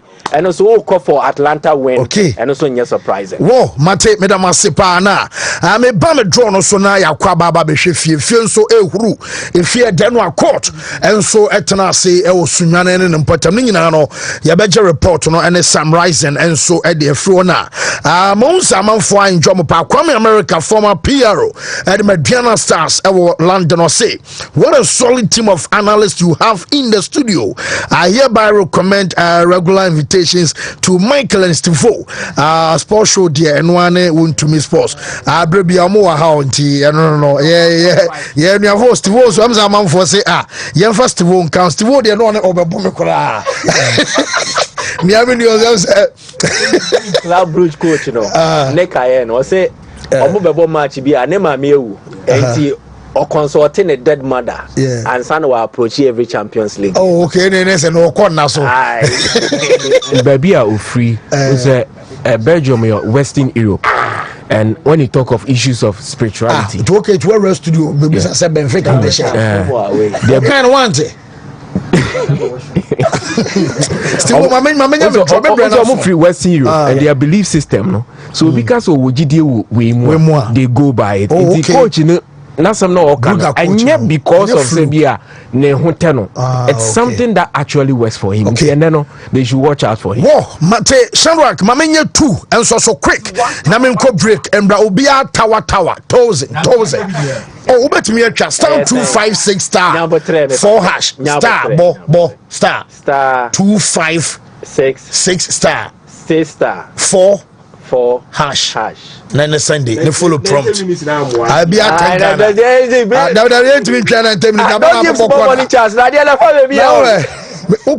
over 7.5 number watch away to choose option 3 jackpot. Wontumi jackpot. Okay, Masa. Canadian is here. I'm enforcing come out. Shadrach, young drawn so quick. The young corner because a few swell.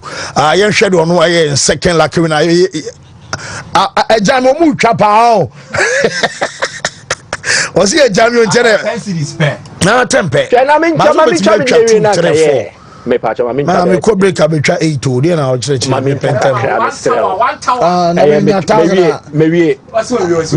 ubet me now say me never Whoa, my mamma a bedway coat. Yeah, mamma coat this year. You know, a shark machinery releasing one hour the drone. I'm a bedway.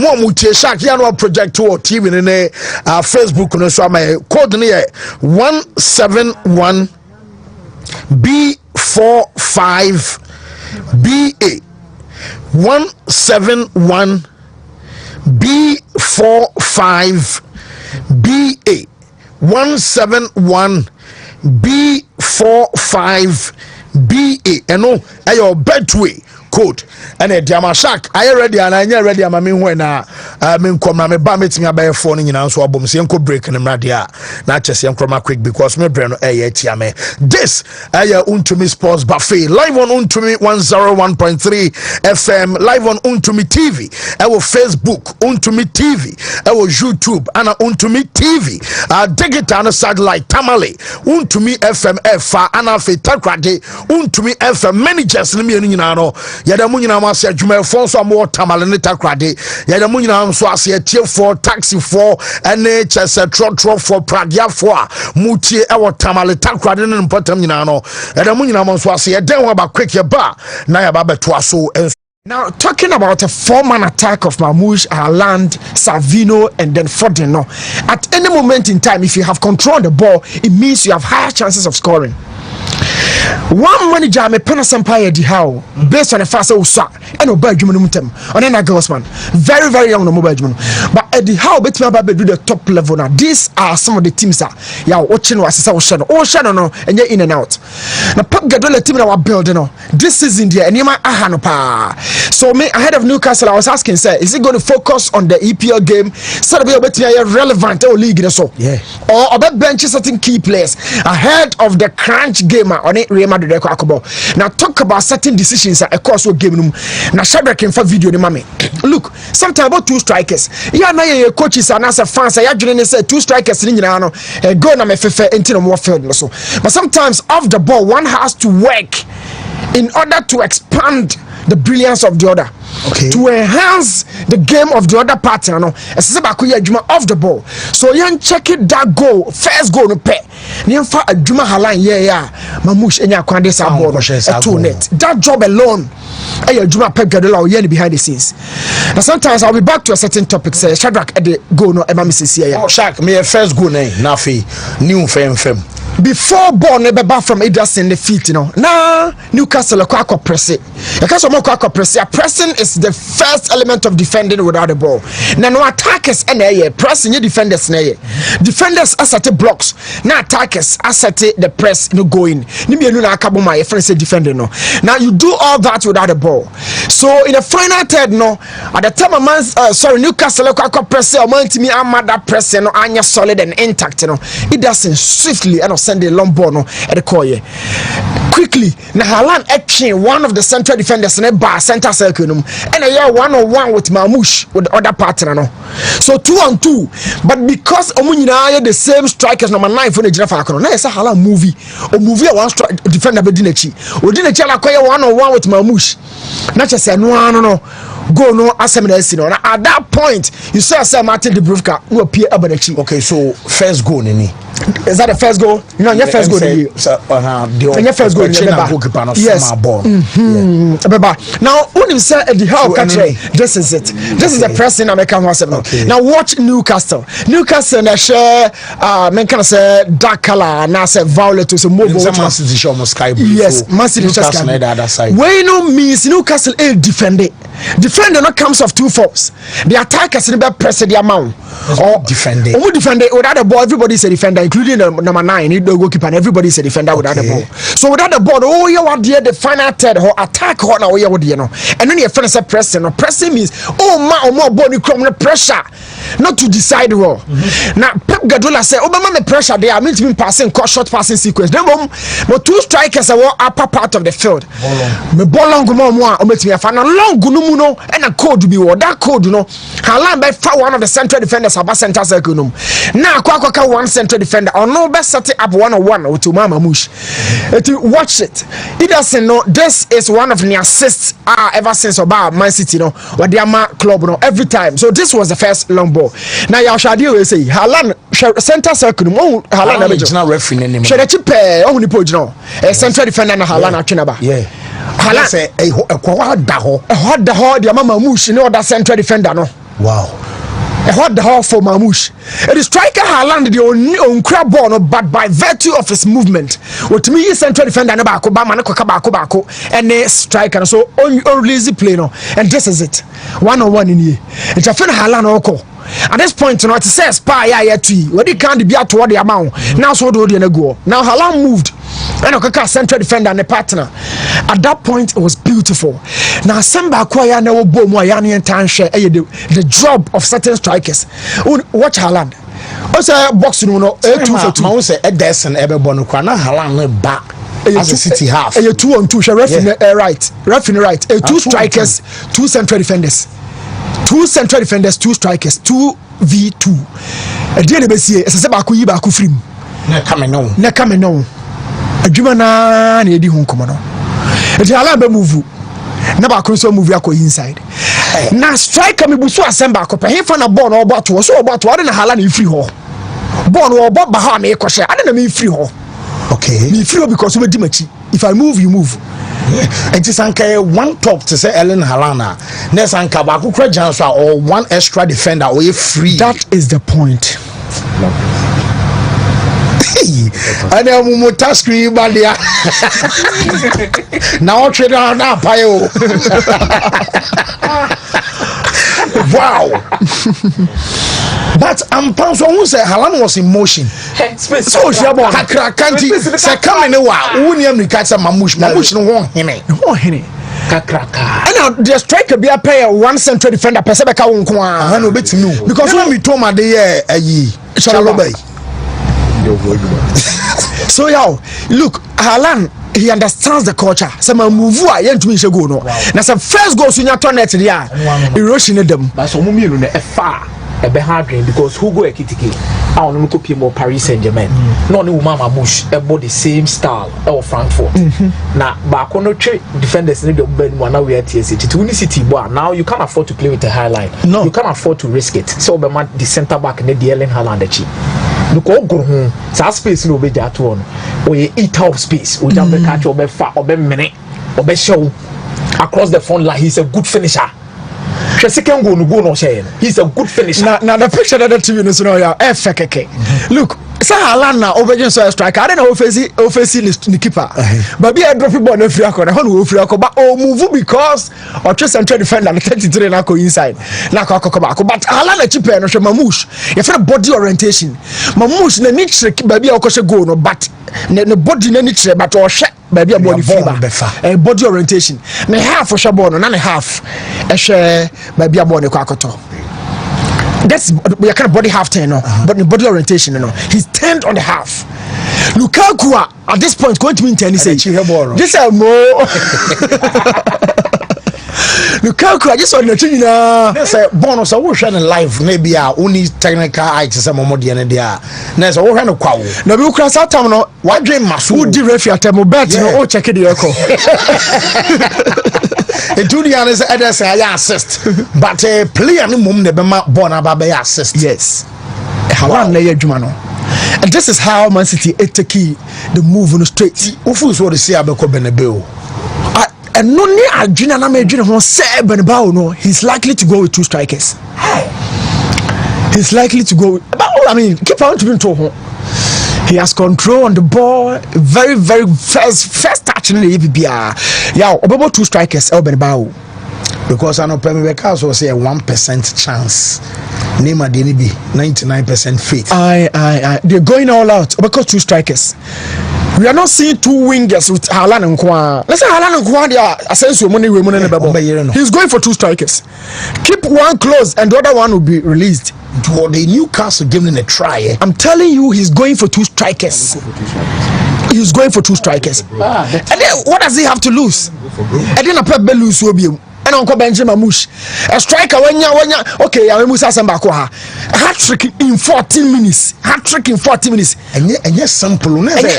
Ne, men can say, oh yeah, just say, and no one on say ball. No, very prolific. No. And I form now the buy. No one will take it from Bundesliga. No, on free kicking so popa. Wait, now if you're Ghana, thank you, Timo. Sanko team no Mamush le dwanu tu under 23 Edward sapon mo team no I'll come up on it to tire ya Ramadan Sobi I don't do Ghana defense no Edward sapon mo no.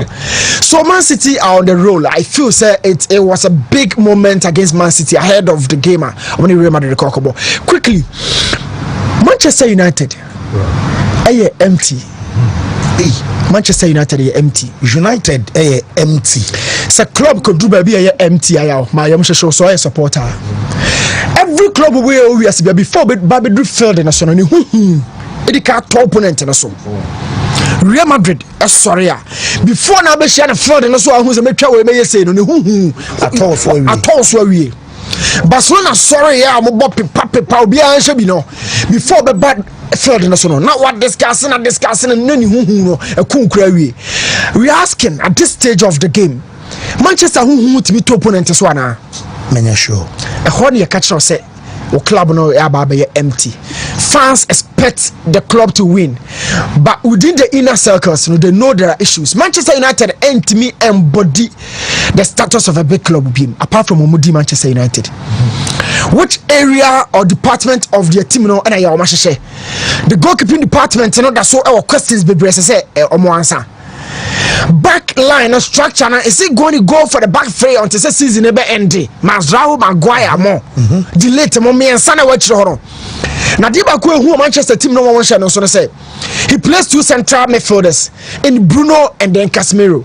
What it means is off the ball Casemiro Nkwana the tackler.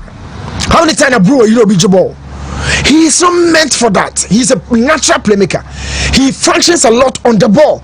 Bruno doesn't give you a lot off the ball. A 2-ball Casemiro and then Bruno centrally. It means without the ball you have only Casemiro.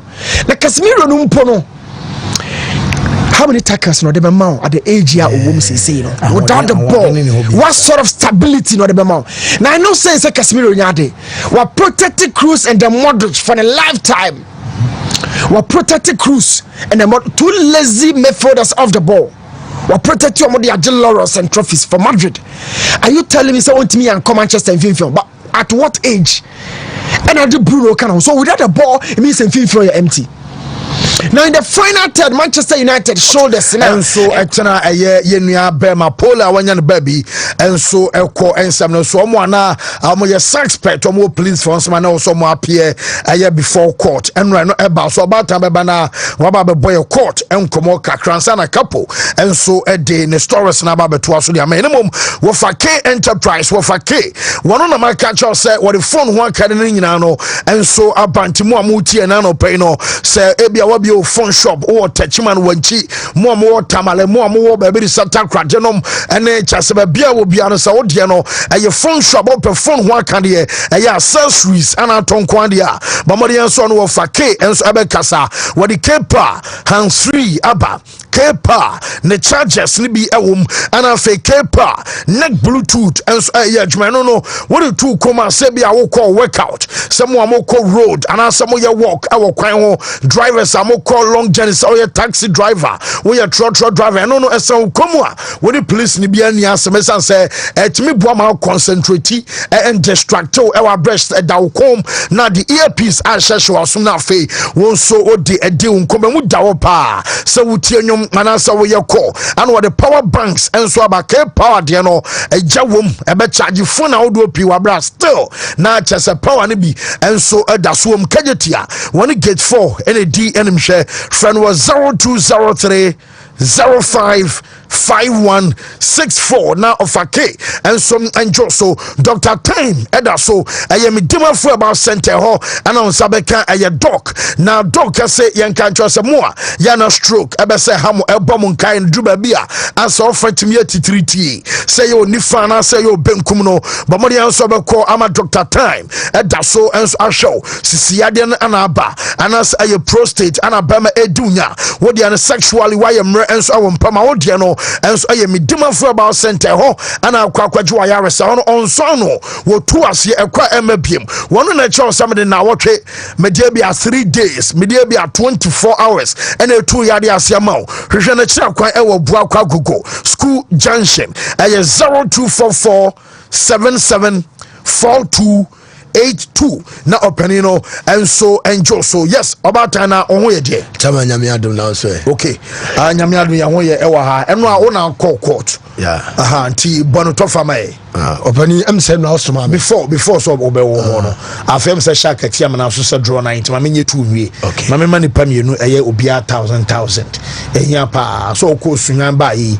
si aba onya 1000 ka pe but unya so no so Bible mo kombe do na so de Yakubu 40 unya sana chenti ma mencha man 4000 mien nipa mienu why ense woni na nya wo de opa atwa bi why me say wa aye Wontumi ache de star 256 star 4 hash star 256 star 4 hash shark yenkwai me second draw from a call yen crowd 2 cc yes second draw in the one be second lucky winner and then anopay 0203 835 star 0203 835 star ono enso adi 1000 Ghana ye be friend na ye no atwetwe nkomo afa yenkwa yen third draw shot yenkwa third draw no so am amanfo twapa ene na my di kai sa se de German yes de to so me nsanie when na be yen third lucky winner when if another 1000 Ghana cedis 0247 844 star 0247 844 star yache 3000 aka last two couple we are nam the last two na so about time intio opaniam say enra awo sunane district code B ana na Napoli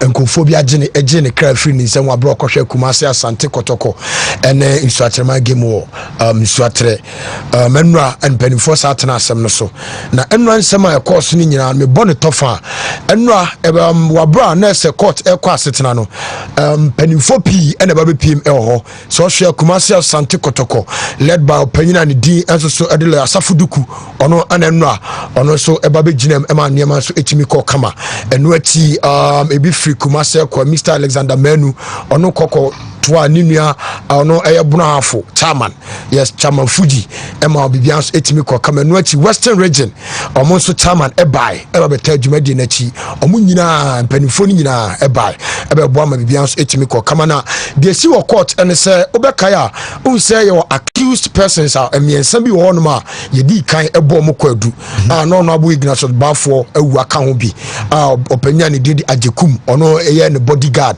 sai police eka ho bi ana Santos enso eka ho bi na initially no obeka first court omokoye no ye ja honorable Ignatius Bafo ewa yes ene Santos ye ja omi no ema ne ka ajekum no bodyguard no enra oba court no court ehye se dabi ye be mani bail enti court granting the bail na court granting a branch e na Jekum bail no reporter na wom akire say omompe 300,000 Ghana cedis and now say adie bi a worth best 300,000 Ghana cedis emra eti yenya mpanifo pi no more no ma ebi do omo dan enso etim ba biti wo bebre biti wo bodi ya ha omo do omo dan e ba sampanifo no bebre na so aye football ni bi da na so mom enra honorable Ignatius Bafo wasa appear wo court obai na mom ensema ye ka kire honorable ene say number 1 I say ye ka kire ne say mo ntu kwan emfam free sunyan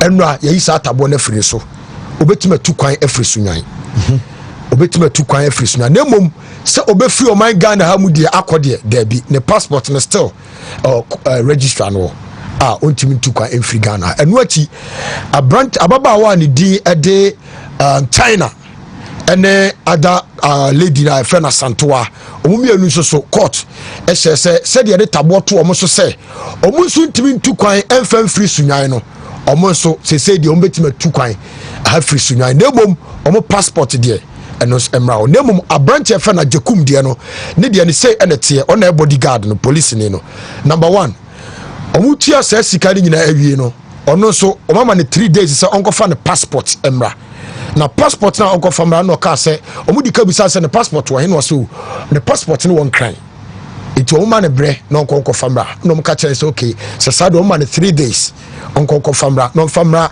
aye register ho na omo so omo kipu aye ne passport no na sanko form yen say de ne de nyame ya duma on the 10th of next month ombeko no makwa akodi asem no biem ama bia ko kamel the same court na obeka ye wa accused persons makoma kunsia ebi so ho no eno ye second case no accused persons makoma kunsia eho na abana China wo no eho ana mienu a omodaso police custody ewo na eno ye court no police asade another accused person and as accused person onu ni di number 6 A6 ebai na A6 buy no asema mpanifo kan ne say nanka omo pe bail ama A6 but omo ye omadwen say emaso because almost police egusua ehwe ni nsem nimu na die ntia ema hono opanya fe na Jekum no omo eja no ne se omo se die enyo no omo hu se enyo no ena de sekan ewo poli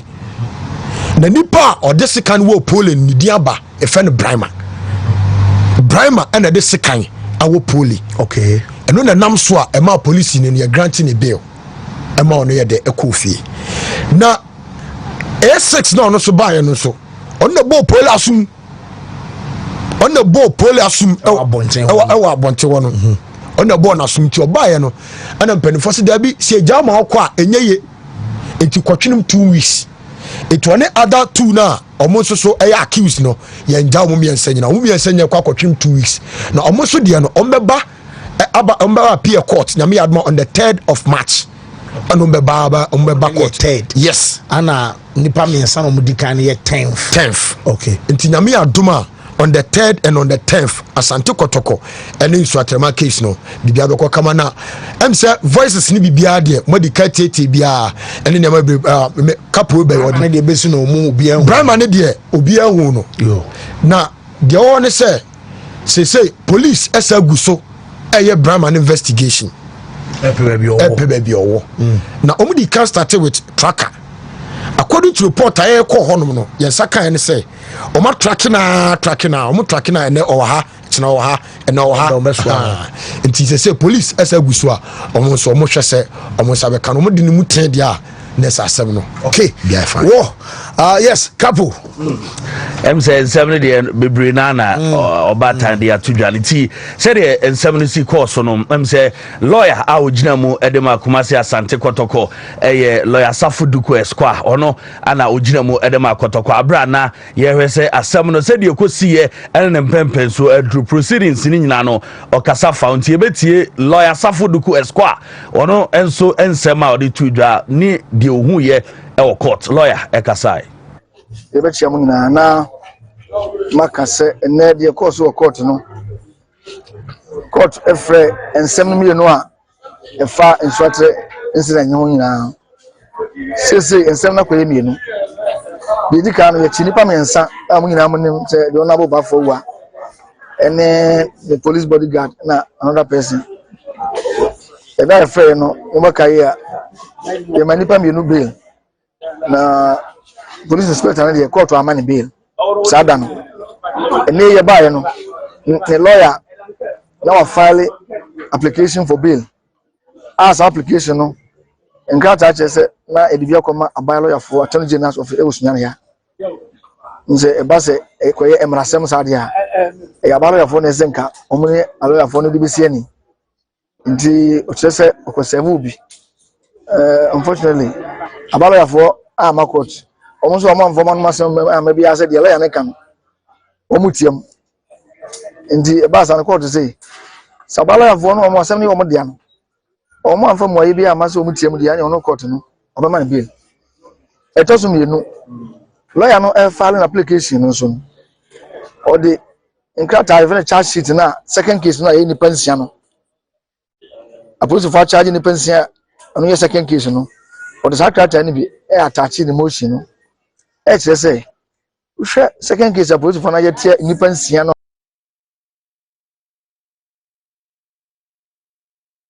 na ocheche munti lawyer Safoduko Esquire ana oche court ni nsema isi na yebusa se nipa okumpoli no ana na yehwehwe na suspected murderer no na odi tudwa se omanya din bi a court no timi eboy se yehu ne obi nipa bi a yate ne die fe no Brima no ono ana owo police ka na Brima ne die omuguso omohwehwe no omu chesa fe de omo nipa omati nipa omunkun no adi ne din kura ba se fe no Brima. In the second case, on the Tosunum, Samuel Nukas on the Waka. Every day, Kaya court to share, no any pension, a million and 9 penny buy. Tinano by the court to my Emumian bill, a Obano, a man, 3rd and 4th accused persons.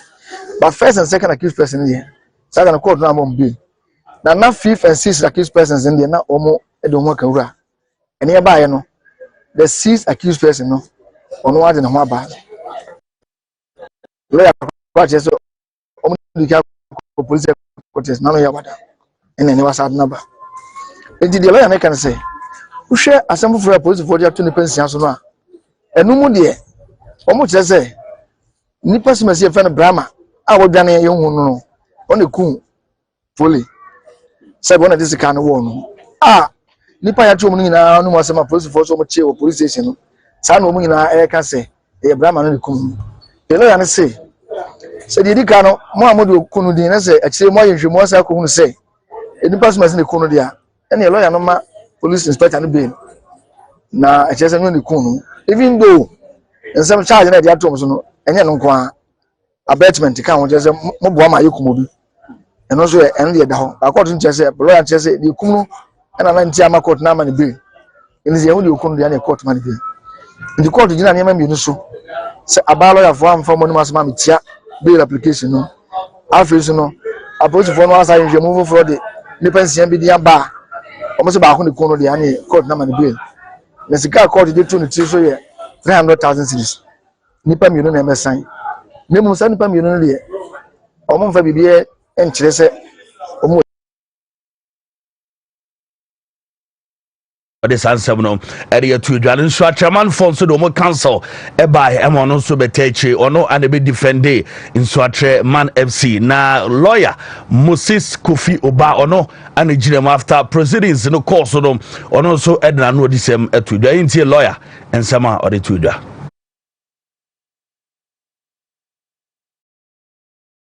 in respect of the case involving Swatrema FC and Kotoko, and basically there are two cases pending before the court. In terms of the first case, there are 3 accused persons. On the last court date, that's 5th February, the court granted bail to 2 persons, and today the court has granted bail to the last one. For the second case, there are 6 accused persons. The court has granted bail to 2. In fact, the 2 were granted bail on the last court date. for today, the court did not grant bail in respect of the remaining 4. One of them is at large. So the case has been adjourned to, in respect of the first one, to 3rd March, and in respect of the second one, to 10th March. Well, any and some lawyer to join so a chairman, a council, and what is some kakra to join. Now, support. Eba instructor for the supporters and afi Asante Kotoko supporters eba na chairman Alex Manu ono ejina mu de ma Kotoko ISM penifo mu techi ko no no so e kan obi na chairman after say ya wie na afi enra obi a be faka akọ be bia so ko na chairman say oba tansi entwetwe nkoma kakra do busa ne say court ensemi uhu ne say court proceedings here eno e course say na osi hu no chairman Alex Manu Ekasai Efa ho. Never court. Proceedings, were you happy with the proceedings? Maybe I'm in charge of what you for. Maybe a bam rasimwa. I mean, person challenge mra. Others, maybe my point of view different from Ghana Kunino. I'm okay. Because I'm okay. Yes, even though I may have something in me, but media and madam and person may not have I see and as I see. Say guso. Once I ain't charging more, I am mobility. I know it says slam you guso. As I'm near a penny. We had Lamako or 2 a be said, Nadia, Sa Ukmubimpo near Chusok Pankra, a be level. Once I do when I can't say chat in India, I'm okay with it. Inti Chama Alex Manu na desanse we to jana owie no azo and the court ne de omo respect court pa mra de omo bumra na omo so sa respect nananom into omo free court here na me adomo china omo de omo ni kire antoa na omo akọba amane ye senana ye de hye ye de no kọba obo nso atre wa amabiem ye hwehwe no inti nana boa yen na ye hwehwe ye hu bebi ye de hye no e wonti china anopa ko na antoa omo kọba amane omo ngoboduo omo kọba amane And so I two for cancer, Tim Kotokono, I bosom. The bosom might be as I said the cobosom. Yes, and tears square kissing so bosom. And I know so sway they attach it. Not the way on why and why they abba. There was a man in the because needing my sin or say, Alan we the ANP. Say the Venamo. Namiadma, China, and you may make a medium. The Bawan is a Shan Tuesday and Kunsuso. The Bawan is the Rocco Antoine, Lady Bigakuja, and never me the snap where they buy. The snap with the China as you say so. What is I say? I'm going to say so. Last minute, see, in the structure, in assassin. The much snap to such snap with the so. The lap and someone in any abbreviate, papa, any abbreviate. Na eja ye kona afi akọhwe de ebekọ omukọbọ amane atre nananum se nana ye de hye konso atre wa mabiem obi edinawu na ye pese ye hu bebi o tibuaye na hwehwe no maye eno anka ye no omukọbọ amane enti wenye duabo eno eye kakre fi hoba eno aye story de my Elmina Sharks ene Swado All Blacks e game na course na Elmina Sharks supporters ana afi omu players no omu si ye nya omu na omu mo referee ene ye nya asem geto akra na general manager of the Emma Elmina Sharks ano paname confirm the man say please for bomodin enso etimi asonumu a cheso omu busa ne nsem ba kumienu bi e wo nneoma wono eye wa group amana so abra na ehu se o to nneoma e wa group amana so player na e fe na Samuel Kola ne de wono de afira charge no say nneoma bi oye no omu enso a charge no no so asem no e separate na mom general manager ne de police sem omu arrest no na asem we ana Ibrahim Sani Dara edi ababe tudwa say players no ese mo education ese ye educate wo ne mo training e wa group amaso ye mo training na ye educate wo mo ebema omu ko park so a player ntimi mfa bo say auto abo referee. It is clear that education requires a few players. Because the player bet to me a Pamabubo or the border future move pine. Not just a player need education. You train a Suye, you treat player Masuye, and a cop, you bet you know every month. Yes, you're making sure that we reorient the entire football family from players to supporters. Nadia, and I say, Name Saudi Arabia, website. Your friend is saying media for to training, referee decision, so that the media for the here honor agitations no started. You're educating for you use media, maybe educating. Well, inti sana era sanidara edi atuja ya do nsem no edi eba na nsema sanidara eken na se empanimfo ni bi so game no no wo mu ane course sa chaos e course agrupama no so na onim se pakosi ndo no ene ona dema Elmina Sharks efe na charge no o ma charge no because o mo say game no course no wono so interfere play o break into inner perimeter no and o go bora agrupama no so without authorization obia invite no and o ko protest penalty na we any club owner na wa TS agrupama o bo no nye penalty o ko twema nso ho we na sanidara say sade we nyina aka ho bi club owners no omo so ka ho wo mu suban ni bi na ya na insight supporters emo mu to no ma club owner de esen kamunya PA system public address system no e wo pitch no so na what mi akokasam atre supporters wo mu TS agrupama so a wo mu nyai yenti sanidara referee's room, no, number one, is completely an area out of coverage to Omoya football. Being to be seen up. Wow, anything I make us say, yeah, the CAF, the FIFA safety protocols, no, yeah, Juma. Yeah, say, yeah, we are back for the Siaba Park, so yeah, we are Dr. Indu, Betia Siaba Park, so you will be there for the PA, fake addresses, you are announcements are and this is a requirement by CAF FIFA, and it is out of CAF from paying for Ghana for homologation of stadiums, and I say the Babe stadiums, a demo PA system kahu, Niama yes, and no sanidara and somebody today is a PA system no and no they say mu yusu agrupama no so na afi mo de boa why na enye se wa betiesi pitch no so say enu ma bi nkoyi nti wo ka wadwuna na wo ni referee akwa ba ne sa ha adwin 2025 high sense semin country say promo no afi ana odi AC promo no aba ti oil condition no make say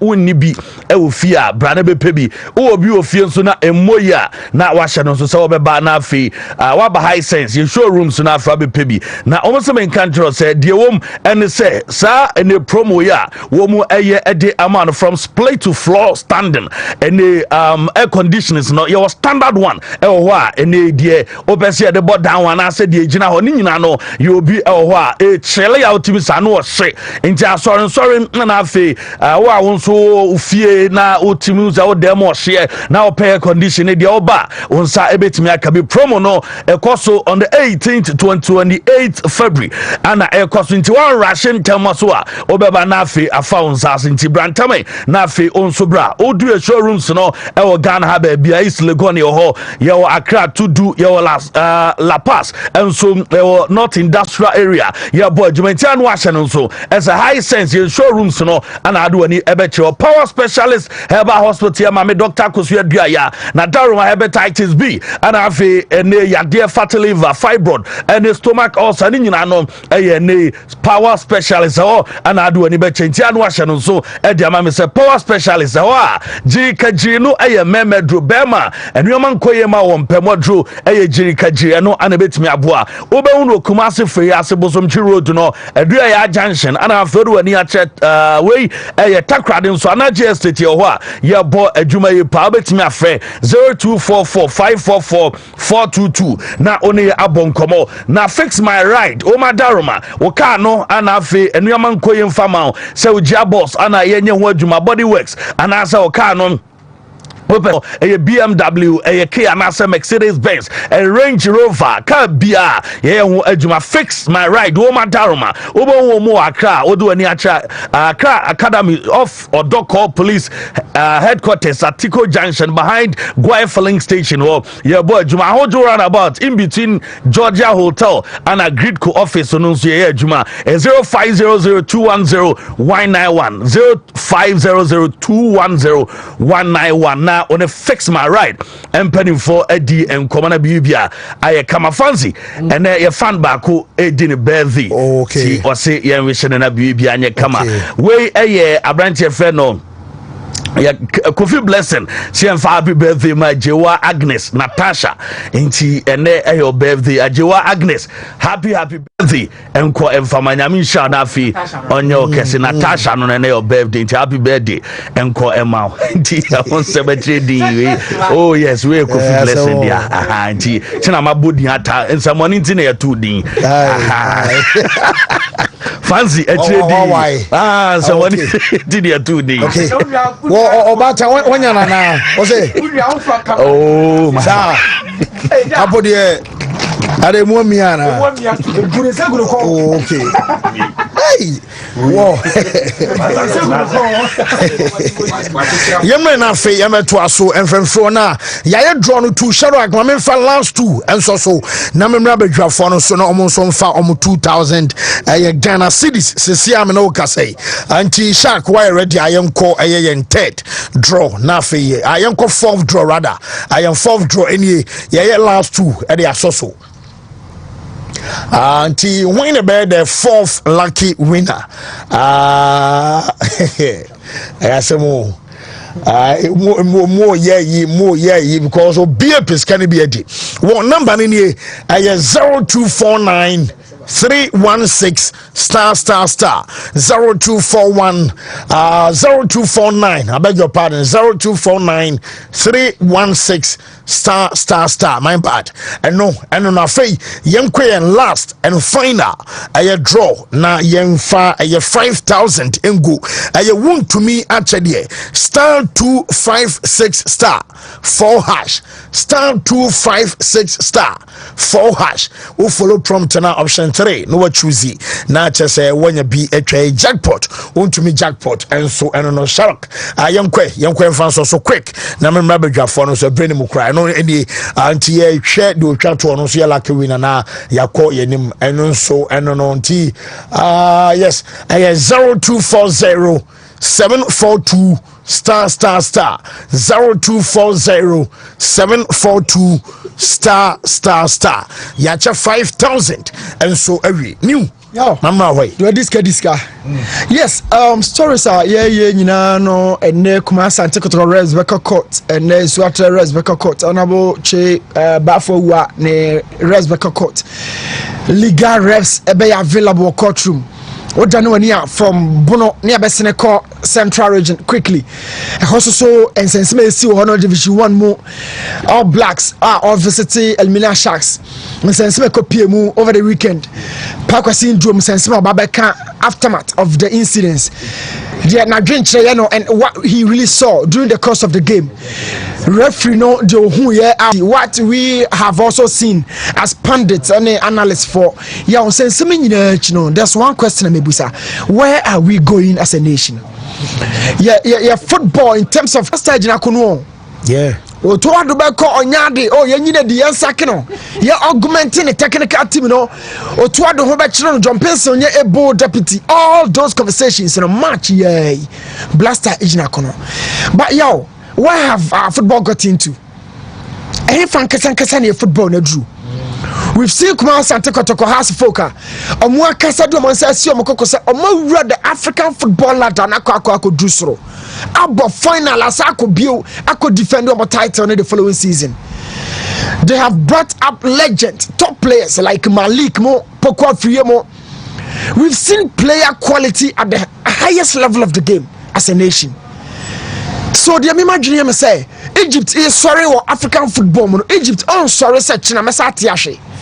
They don't do that. Club football, national team football. Yes, they go through some stages of turmoil, but after some time, what's up back? We've seen all that. Algeria, we've seen them Liberia. At some point, Tunisia, sorry, the African game. Where have we got into as a nation? And here for the top level of the game. And I say, our administrators, our referees, the football fans, the culture of our game, do we even understand it? So here for the game, no. But I keep saying this. Every level of the game, the nucleus of that game, that level, referees.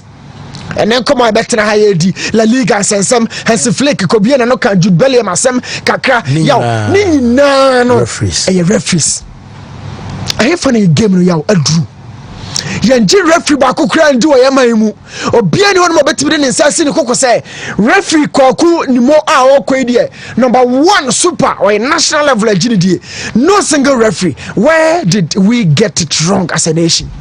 Administrators they timi pinpoint say administrator we there ye boni dia ye jitum so be adwuma and na ye kan Chelsea asem obo Marina Grand Sky din you boni di because obaba ye adwuma ne ko Martin Kenyon say Kenyon jai no ni cheso obo Nigeria ni no na me hunu di krabo Nigeria ni no Chelsea who is sporting director yes or Saudi Milano Michael Milano. These guys are all top football administrators are imprint and legacies eka game num. In the last 20 years, how many Ghanaian administrators did we pinpoint to Monsa? I don't say so Mukoko. So many could club when we do level. What for national? Find out national. I cry Lions and then Yami and Mombo relegation. Adriana Brekum Chance J, the Ghana Premier League, but it's some way. Dreams at G FA Cup or Africa by no dreams. I'm gonna scrap you Ghana Premier League. I see how dreams almost struggle and then venue crown 7 money be from Dow Amakodu Tuba. Which amongst the administrators in the between pinpointed in the Sassini Coco say, oh, yeah, Juma. Now saying a kakra divine more, I didn't know she say back or said more, and it be go sass him. We don't see them. Kotoko mind us, Egypt for a Fanako car for no. We don't see them.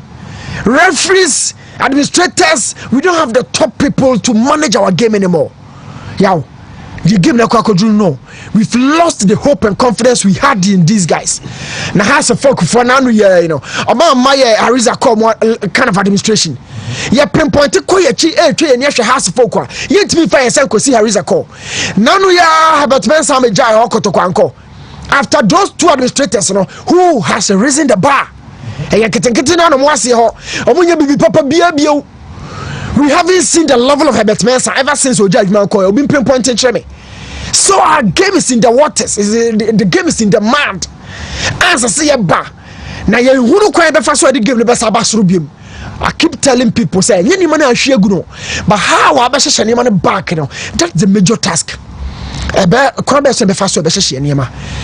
Kotoko nations. Look at the friendship. Look at the distance between Kumasi and Abrankese. Yet game back Koswa. Kotoko first two Abrankese nkonya ni nyina. The to come chase me former team but why should that get to that level? And then no be refugee bibini entiasia. Okay, no, I know news ya what is a very kind of attitude trouble. Referee on could do staff no crash so mo ball Liga first staff mo your interview. Blessing bon mo your interview. First staff na ba ko ka say omo ni interview anji go no. But to carry on, a fan be a TSC pitch. Yeah, La Liga will continue the following day. But in our case, police for referee no said Muhammad didn't go fee. Where has our game got into? Referee for now, no, among my confidence. And the fans and so lose confidence. And the people that lead our football, GFA for no, referee be a bonny on the punishing no, on punishing you are my ente. But EPL, the man also say a punishing referee, you're punishing one Cooper, you're punishing EPL, Ghana Premier League, you're punishing referee. Now caught into obsolete. Nobody talks about it. Ube wana referee na saba. A body sana, football fans feel say there's no pure and clean judgment in our game. But me, I don't subscribe to the fact that I'm running shows him. So who run and fan show him. Who do traffic light, police in India, who tell me we are now, say the following day, or camera, no, you're the true. And Rano Yao, I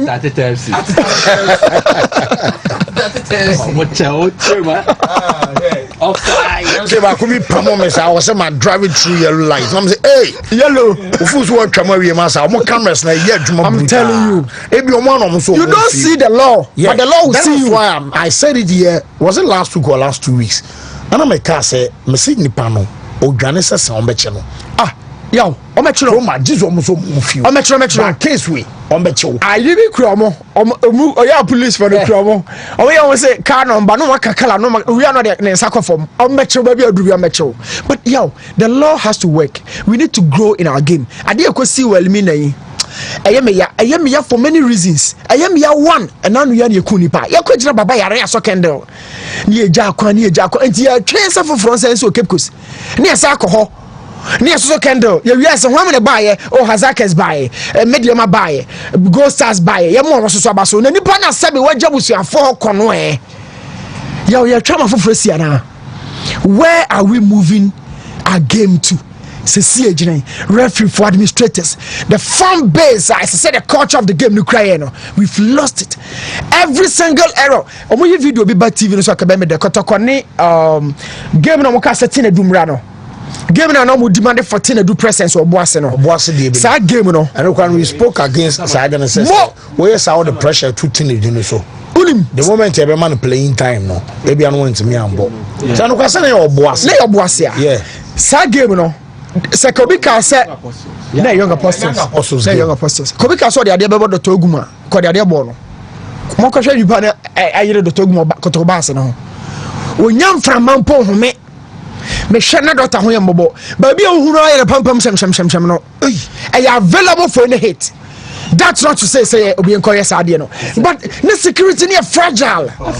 Sakura no what's the asset?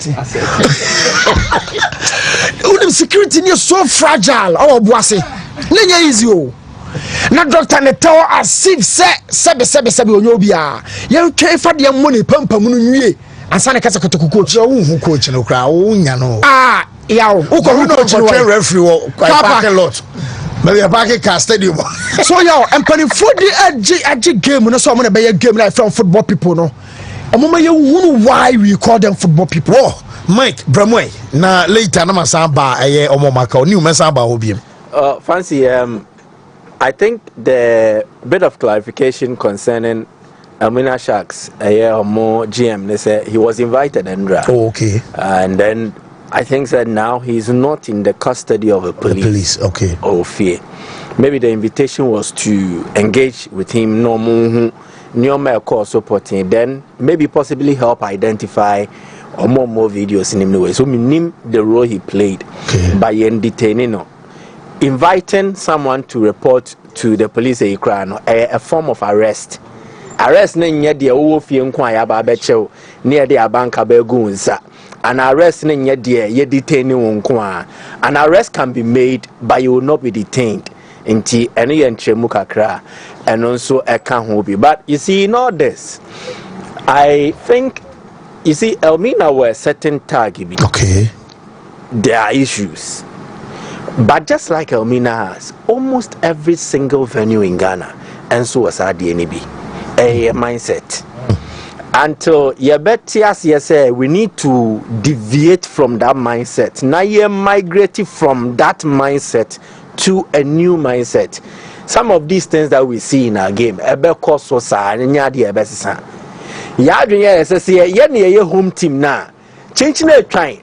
I was a referee decisions, ni na koma say any home team now. I was changing the time. You really 3 points. We need to change that mindset. I was here free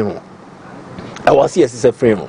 And I have heard the complaints filed by Dr. Papa Kwesi Ndium on several occasions near there. But again, I did not see him so I told baby are condemning the actions of Onwani employees. You can complain, but you also have to condemn. So they blame the board GFA. You don't. You see, this is one thing. The GFA has become easy target, but we also fail to understand what makes the GFA. Clubs now the GFA. The GFA association. Yeah. The association. The members of the GFA are the clubs. Until if you will blame GFA, I am more clubs now. So my point is this. GFA please, for this act of irresponsibility and barbarism, you don't blame Obi or Tenkai for that. No, they play an ekokoye, say Obi or no Tenkai, Ebia prosper, Ebia Odru Safona a yes adiano. No, let's learn to call a spade a spade. The FA are organizers of the league. They are in charge of what we do in terms of regulations near there. You can fault them for not seeing to it that there is a full or strict enforcement of Omwanga Samra. You can charge them for not being so proactive in terms of pushing forward Hunu stadium. No. How is the GFA responsible for that? And again, the GFA cannot make arrest at match venues. They can't. You can charge them for the footballing aspect, for misbehavior. So be accorded to by Bonnie Eddy our venue. How is the GFA culpable? GFA culpable or crime so? It ya kabibia boma say ya jampa ken your mana bibia ne ashano ye frana cabanes later GFA. Bibia ne frana cabanes later GFA. No. Let's learn to separate roles and understand obia ne na said ye. Ni ebetia say in the video police for you. So player was even detained. Police was the player even detained? Was a single arrest made on the day? No, for this melee that ensued. Did the police make a single arrest? And then IG say now for every single act of imprudence, every single act of irresponsibility to a match venue, they will arrest the person. Edit 2 weeks. IGP edit 2 weeks. We 1 year channel. Who was arrested? Internal GFNI. GFNI. So let those who are talking act. Let those who are talking act. And I'm saying, so police no, some of these things they will stop. I'm telling you for a fact. So play away your ye. Near charging on near the Neko court. A man in the descent say, if a man say, I am finding tomb, I am finding tomb. A man say, I am finding no. They will stop. Yeah. Let's stop making certain bodies and certain people easy targets. Let's deal with the issues. Cheno Fanitum. So you're a footballer and RCC here, you know. So you're a hooligan. So you will be dealt with like a hooligan. Boy,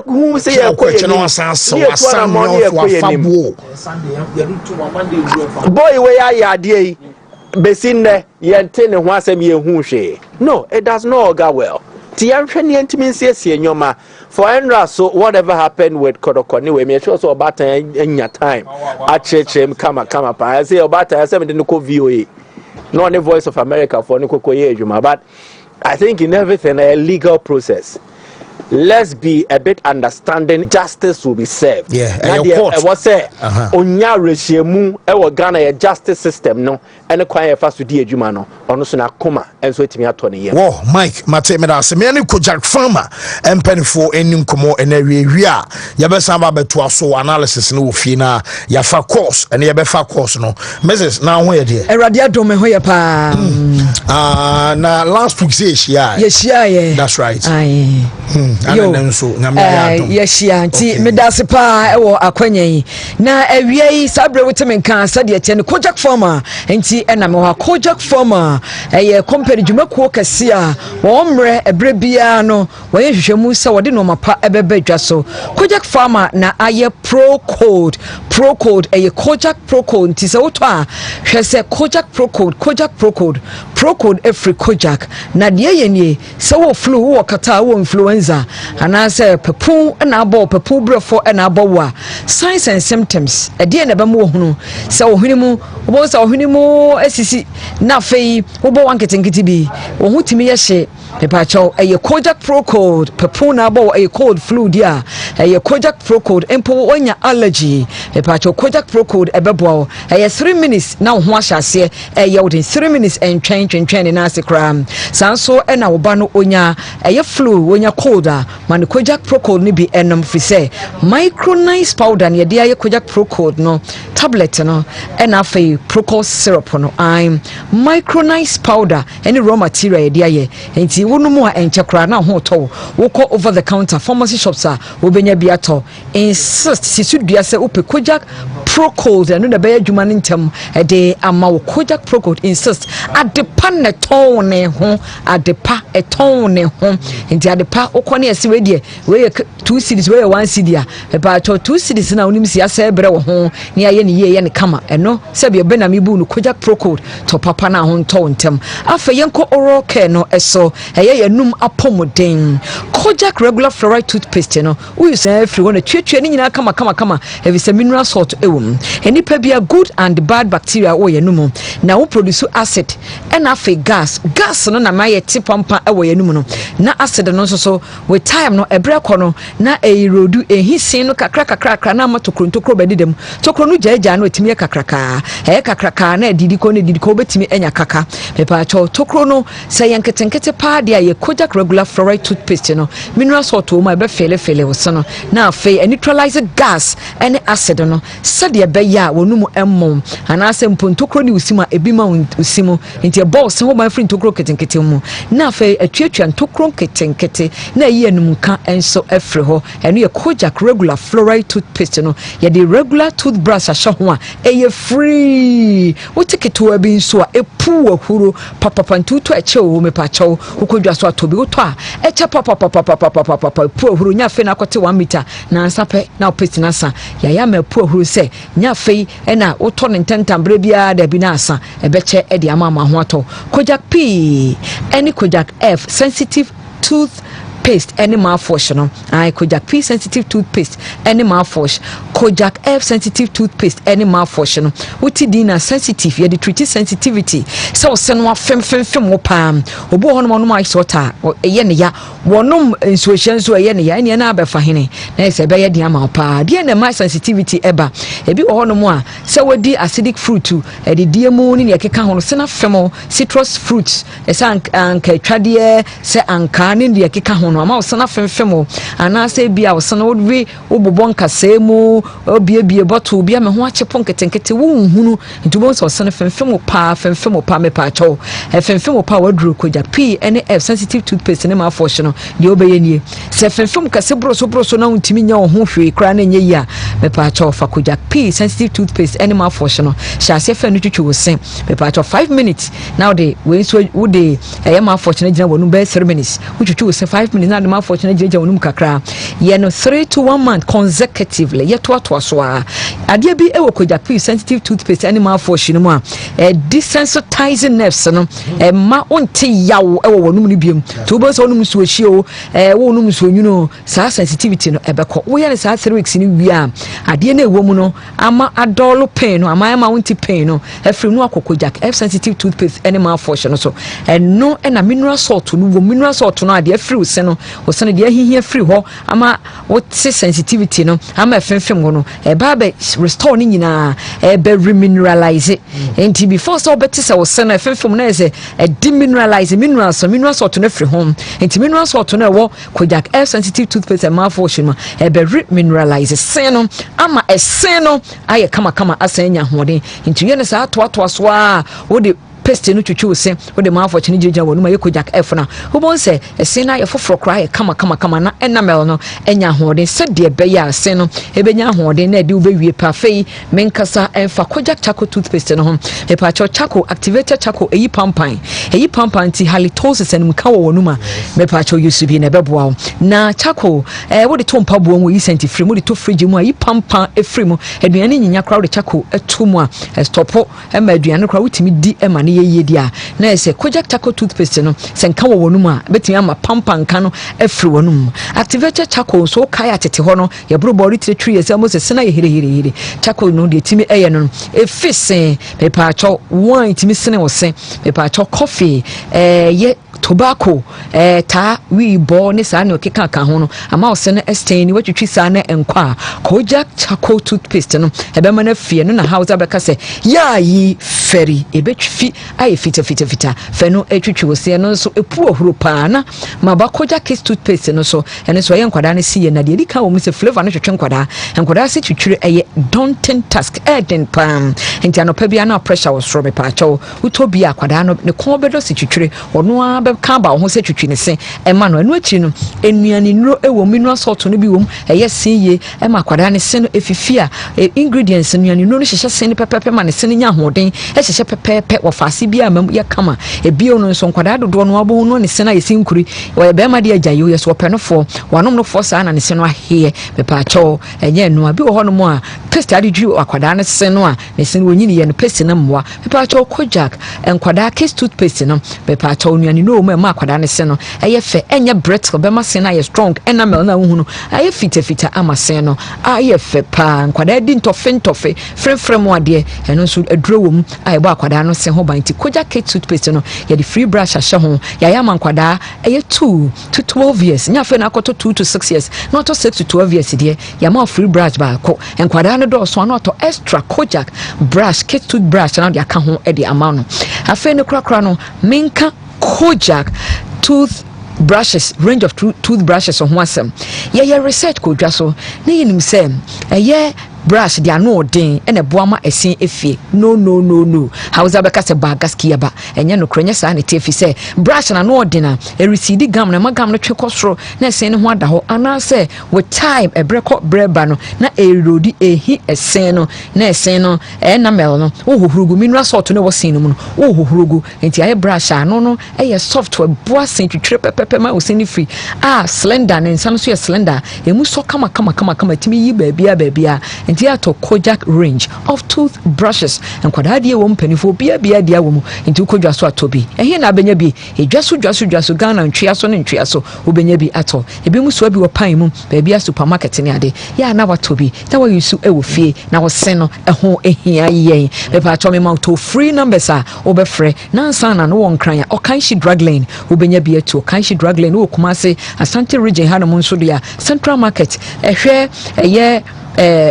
Roma Hill honomo obenya bi na wato fanamba yi Kumase to free ento hwe e ka no eyenka e frɛ wo 0531 06 99 45 0531 06 99 45 and 0531 nani yakra 0531 07 00 20 0531 07 00 20 me pacho ya oho didi wie bi ahoro no mu no na bacteria no good and bad e wo wonum no e feed no ma produce gas and acid no and afi bo so me yensa bia change o brush na use kojak range of toothbrushes ne be na wo se ebenya ho de eda se wo yenso yeda se kojak farmer empenfo na te se ye no mo ewie ne nti ma membre na Stivo Embramuka to hooliganism and Ghana football. That has been the subject of discussion for some weeks now. But baby, so who hear me say partner so the venue say be used for various games. As it stands, we don't even know where we are going to play the Black Stars game against Chad. Yet is saying you name baby I Black Stars in the Chad no. Either Cape Coast or even Accra. There's still contemplation on it, and stadium no so cabin in you may be a good and fancy. They are making from Mamuni in Shadanye. I think say Obia yes who say director Jumano. Sir. Also appointed sports minister. You appointing go forward. But Obia through NSC director Jumano. I cannot wa be konyo na aburugu. Ana buburuja no ayem hihye wom. Ene ho adwuma no so aye den. Ani so wo ho. Yene do open on coffee. E say ni breso ya fo bi na nipa kro no suro adwuma no. Enti won ka so ntimi nye. Wontimi nya wontimi. Ototo no wase say adwuma no wontimi nye. We are me fi be ne wom. Wontimi nye. Onya wonye enye asem why are we supposed to make a certain position if a sports home becomes so difficult and confusing to a certain extent to say who probably an hypocrite say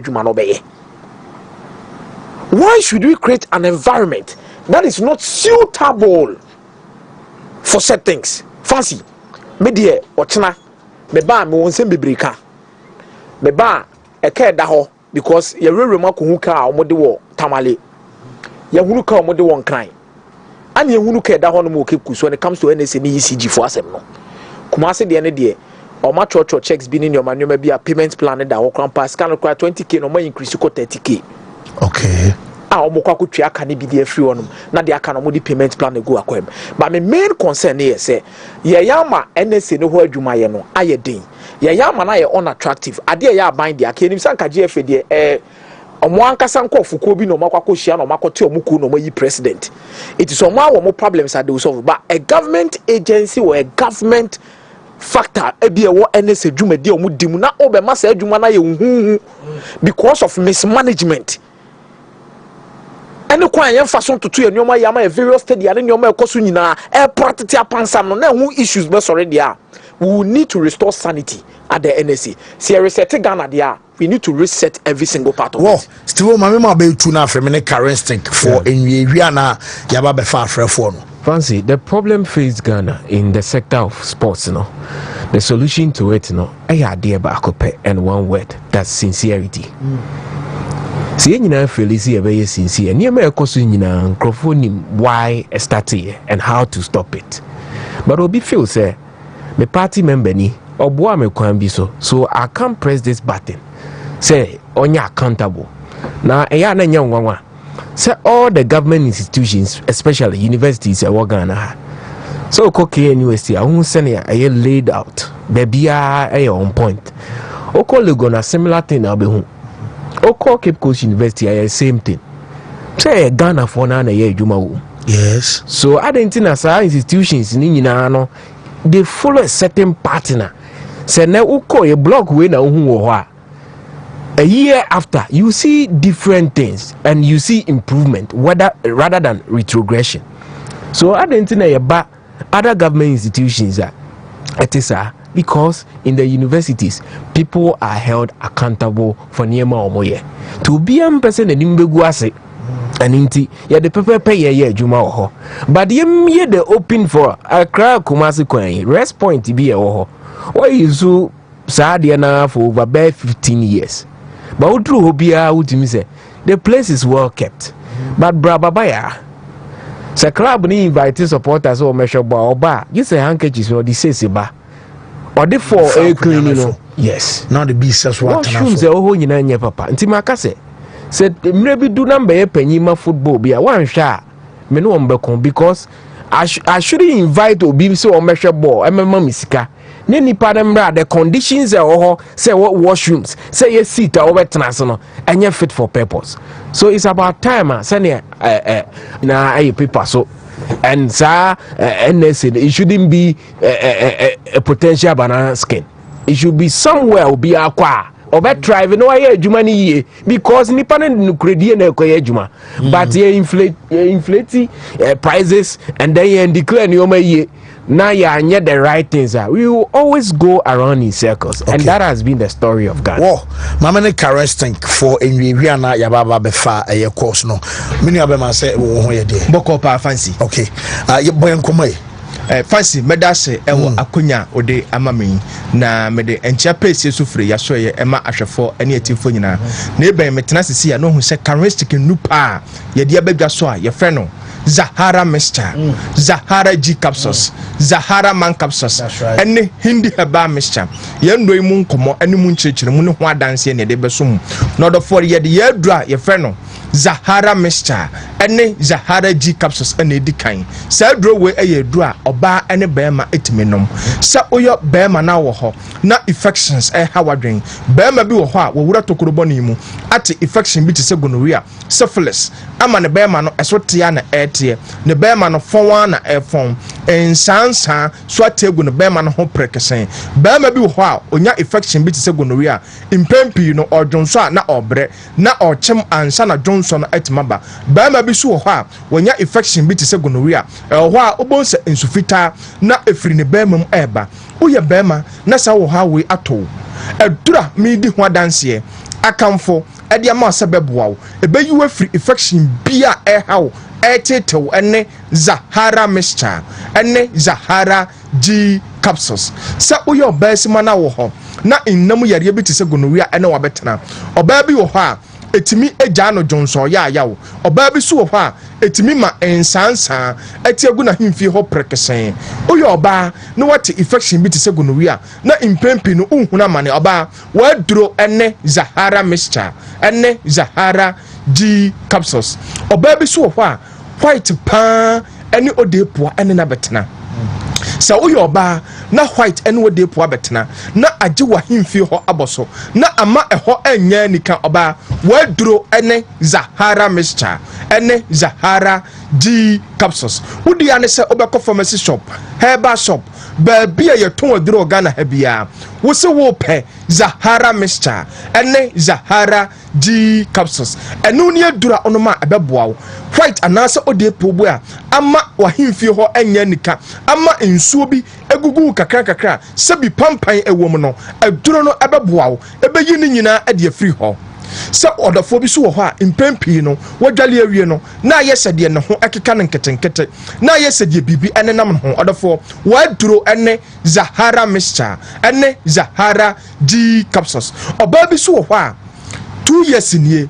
5 years nie onya ne menses da ama na awom ɔhaw paa no na mu oyɛ ɔbaa na wawom ayo problem na 3 years nie 5 years nie onya wo menses da ɔbaa adura midi ho adanse akamfo ɛde ama sɛ bɛboa Zahara mixture ɛne Zahara G capsules ɛno ne adura ɛbɛboa wo ɛbɛboostu ama o menses no flow bia entimi ma no o menses no ɛbɛbɛyie sɛ woyɛ ɔbaa na wɔ hɔ na unya o menses na ɛkɔ 10 years no unya o menses na ɔba woteme nka me na oto nkyia adura ɛbɛboa wo ɛne Zahara mixture ɛne Zahara G capsules sɛ adura we ɛyɛ don wɔn so adɔfoɔ nubra ahodoɔ ane de ayɛ ti sɛ ɔyɛ dɔfoɔ na wɔ hɔ na wo weak immune system wo ko ade bia wayɛ mmerɛ wayɛ nofo yareɛ nketenkete ana ɛha wadwen walking distance kakra bi okwa na wayɛ mmerɛ na o tee so wo ko unya infections a adura obi afa yareɛ no bɛkɔ a ɛmma biom no wo sɛ infections no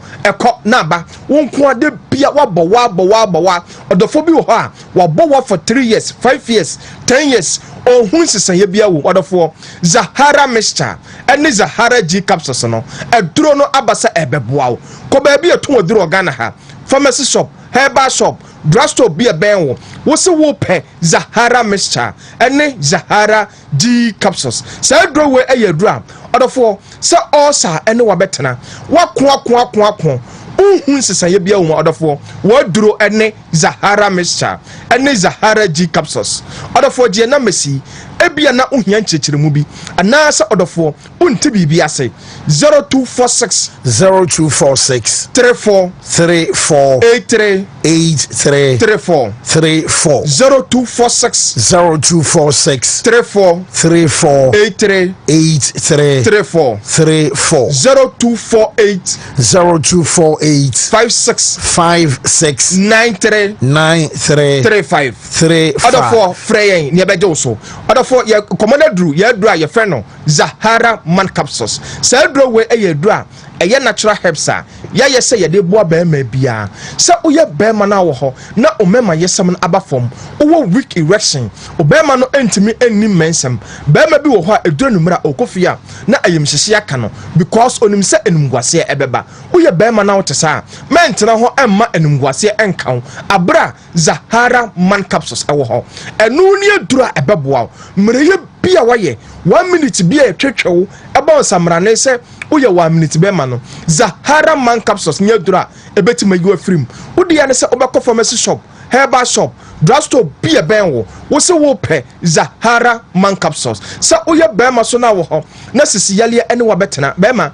waduro ɛne Zahara man capsules woyɛ bɛma so na wɔ hɔ na onkomwa na ayɛ mmerɛ bɛma waduro ɛne Zahara man capsules kɔ baabi ɛto waduro bia wo se wo pɛ Zahara man capsules ɛno ne adura ɛbɛboa wo ufa Ghana ha baabi ɛto waduro bia ubenya Zahara man capsules atɔ ɔdɔfoɔ nkɔmɔ na duru hindi haba mixture so na sɛ duro we ɛyɛ duro a ɛbɔ ɔdɔfoɔ bi a malaria fever ɛne na bɛtena ɔdɔfoɔ bi wɔ hɔ a ɛtiridi mmoawa no abɛtena ne mogya mu ti de bia na ɛtete no de bia nanum ayɛ nwono de bia ontimi endidi ɛnyɛ kama ɛnyɛ fɛ woyɛ ɔdɔfoɔ na wote saa na de bia wanum ayɛ beta wanum ayɛ nwono ɔdɔfoɔ waduro ɛne hindi haba mixture ɔdɔfoɔ o typhoid fever na ɛtete ɛha wadwen no kɔ baabi ɛto woduro bia wo se wo pɛ hindi haba mixture ɔdɔfoɔ o sugar level na ɛha wadwen no waduro ɛne hindi haba mixture okɔ baabi ɛto woduro bia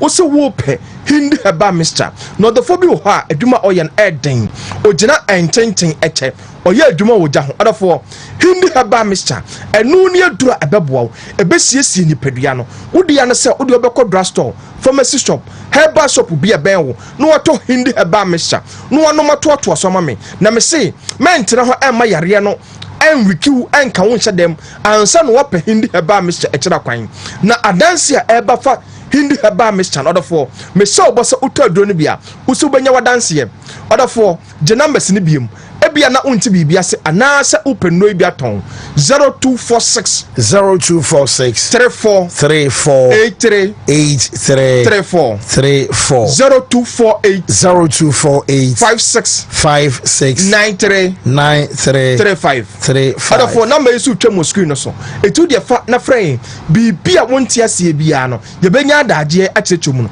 no da for manusi no de bia meka me se bambo atrema eye chen ayaresa buketima to da for me ma yare no enka wo hyedem ansa no wape karisiki nupa ye de abadwa so a ye frɛ no Zahara mixture ani Zahara G capsules a ye de Zahara mixture no ana mene Zahara G capsules na ebo odophobia boost immune system no asel to infection bi ase ani Zahara man capsules na ebo bema bia amanaje ne 3 points ti so ye bema no aye mere ne ye twetwe o ebo samrane se wo ye 1 minute na ma edi usika ebo samrane se wo ye 1 minute bema wa duro ene Zahara man capsules ene ye duro ye frɛ no hindi haba mixture ebo odophobia malaria fever typhoid fever diabetes and high blood pressure anadwen ye nupa yi ya to pete Ghana ha ba bia ye ton oduro bia herbal shop pharmacy shop licensed chemical shop bia no do for me shop bo say oto aduro ni bia obeya danse no waka se current stick aduro no eye papa me da se fancy wo yenso ye da se current stick ventures ana to mon kananti Zahara mixture and the capsules bodjuma yembre yemfa 5 minutes aka emfa aya afrefo no se o hwe e wo TV so wo takrade wo tamale won kran ba bia wo bia sonya ne ba bia wo bia no mesra wo ba aya ba modern so be mute aya volume na wo TV ne mama me menti ho e wo TV ne me yenkasa e wo phone ne mu my lines no activated 0503 611111 and 0503 211111. Hello, caller. Yeah, thank you. Yes, open your first work as a friend. Number 1, Cape Coast, London Bridge. It's you. Okay, fancy. Damn Chelsea problem now. It's a very in the partner. No one of them problem now. So Sunday, Shabbat which other talk Chelsea. If you know for place or one of women now maintain no one, not about you when you one. No, the dear bishop, no you can, no the dear bishop, player ought to be papa for no that bishop. But you don't go back straight in or Saturday place. Not Saturday place in now. And see, I just do a girl a package for first. Let's say the big banana is bad, let's sack a woman straight. Let's say the banana is bad, it's one on Gina. So, Sunday, 1 hour when in him straight out what you the kitchen change man. But he obey na wala ye baseball so where ye baseball America so we no we football no ada ya ba start dia na akoto esmo top potential that brand the potential the yegima nso what be 5 years going in he was the problem here so passing to be na ni pada na wa say it no Mate yera say from Cape and our odien eba so ye mami who key the next person and so inside our bra shark mo fra aye course no so ho and so e de amamenti yemfa aye the next person so our line so na quick me so ba wa daro mayama aye volume na wo TV ni so no enko form and so emame. Hello caller. Hello. Say good afternoon your first August every. What's my name? Because yes, you. Yeah, no, Ghana League, no, you who look because police, you know, park, you know, you would the reason why police, you know, park, you know, because police, you know, and you have a park, they tell you, for Ghana. Let's say, our park, you know, let's say, let's say, you are begging them out. In the way the essence of the police, you walk back. Anyway, them are saying Ghana football mobile, you know. It is a police in park, at least 1 man measure to get up on park. Oh, Mate, say, someone so free western part of the country, western. Also, demo life, Wontumi, Takrade, and then put them. Also, your life, and so, Honti, see, piece, Oba, so, Edward Gentry, by young father, next person, our line. So, hello, caller. Hello. Hello. Yes, sir. Good afternoon. Good afternoon. Yes, you. Hello. Yeah, don't call yet you. Oh, I'm say on say yen can't Monfa from Mammy and Nafi. I am call yen the next person and Brana, I am call real quick. Yenny break cry and fa by 3B and I said 9B and so come one sunny as sorry so. Hello, good afternoon. Hello. Afternoon, sir. Yes, open it yet you. Within the boundary, Emmanuel, the contribution. Okay. Fancy the American area and Ghana football, the air person, and yet, young kind of quench, supporters may have stadium. They acquire and yet may pull us on the buy. I'm just a coming to yeah. Also, coordination, March no boy, I'm going to choose Uncle Yano. You call me to Fano. The name now for the Eddie Machi Koi. The way I talk about tertiary for the bone. And your man, I mean, almost a minute now for a quiet on the hair castle. And give me a question now for the case as a MP. I have done a point game now and your fight. In your PA, because incident they see the training who are the young yet to come my when you say the penalty was to be based in my to Nyama. Then kind of grant your no and you pull out me up there. No more we will stadium sometimes and yet young kind of quench pull out some now and yeah, and you brother can symbol and some will come my young constant too much. Too much. But that's it. Yeah, say Obaso, Ede Ojeba, Yemfa, I had the next person I was when I fee. I bear last 2B Nafi, Yem Pijay, Munyamaya, Dumochanapa, Yababana, Yababetua, so the amount of Fafufro. Hello. Hello. Yes, sir. Good afternoon. Good afternoon. Mama, it's you. Never saw more a day. Yamiadom. But so we got that person, so you know, when I'm on it. Oh, okay. And I am never back. Kafra, Koswa, Bedi, why? Let me try. But I'm looking at 50,000 a year. Say, if I can try. I said, jackpot, I will buy a book code and we are not choose option 3. Why? Yeah, that's it. So, Bass, young Fadu chat when I am PJ Muma, Yemi who nyum dear, music, food for the soul. Tea, no. I am Fadu chat when I fee in PJ Muma, Ayanyum and so embra. Okay, hello. Hello. Hello. Good afternoon, Opening into you. Hello. Men see who TV name why Mr. Wa. Yeah, sorry. Yeah, Brenna, I be. Nyame admechana anopa 6 ABC 6:30. Yebeba na fi anopa 9:32 1 PM so yaba beto so. Nti hye no so mame. Nyame admechana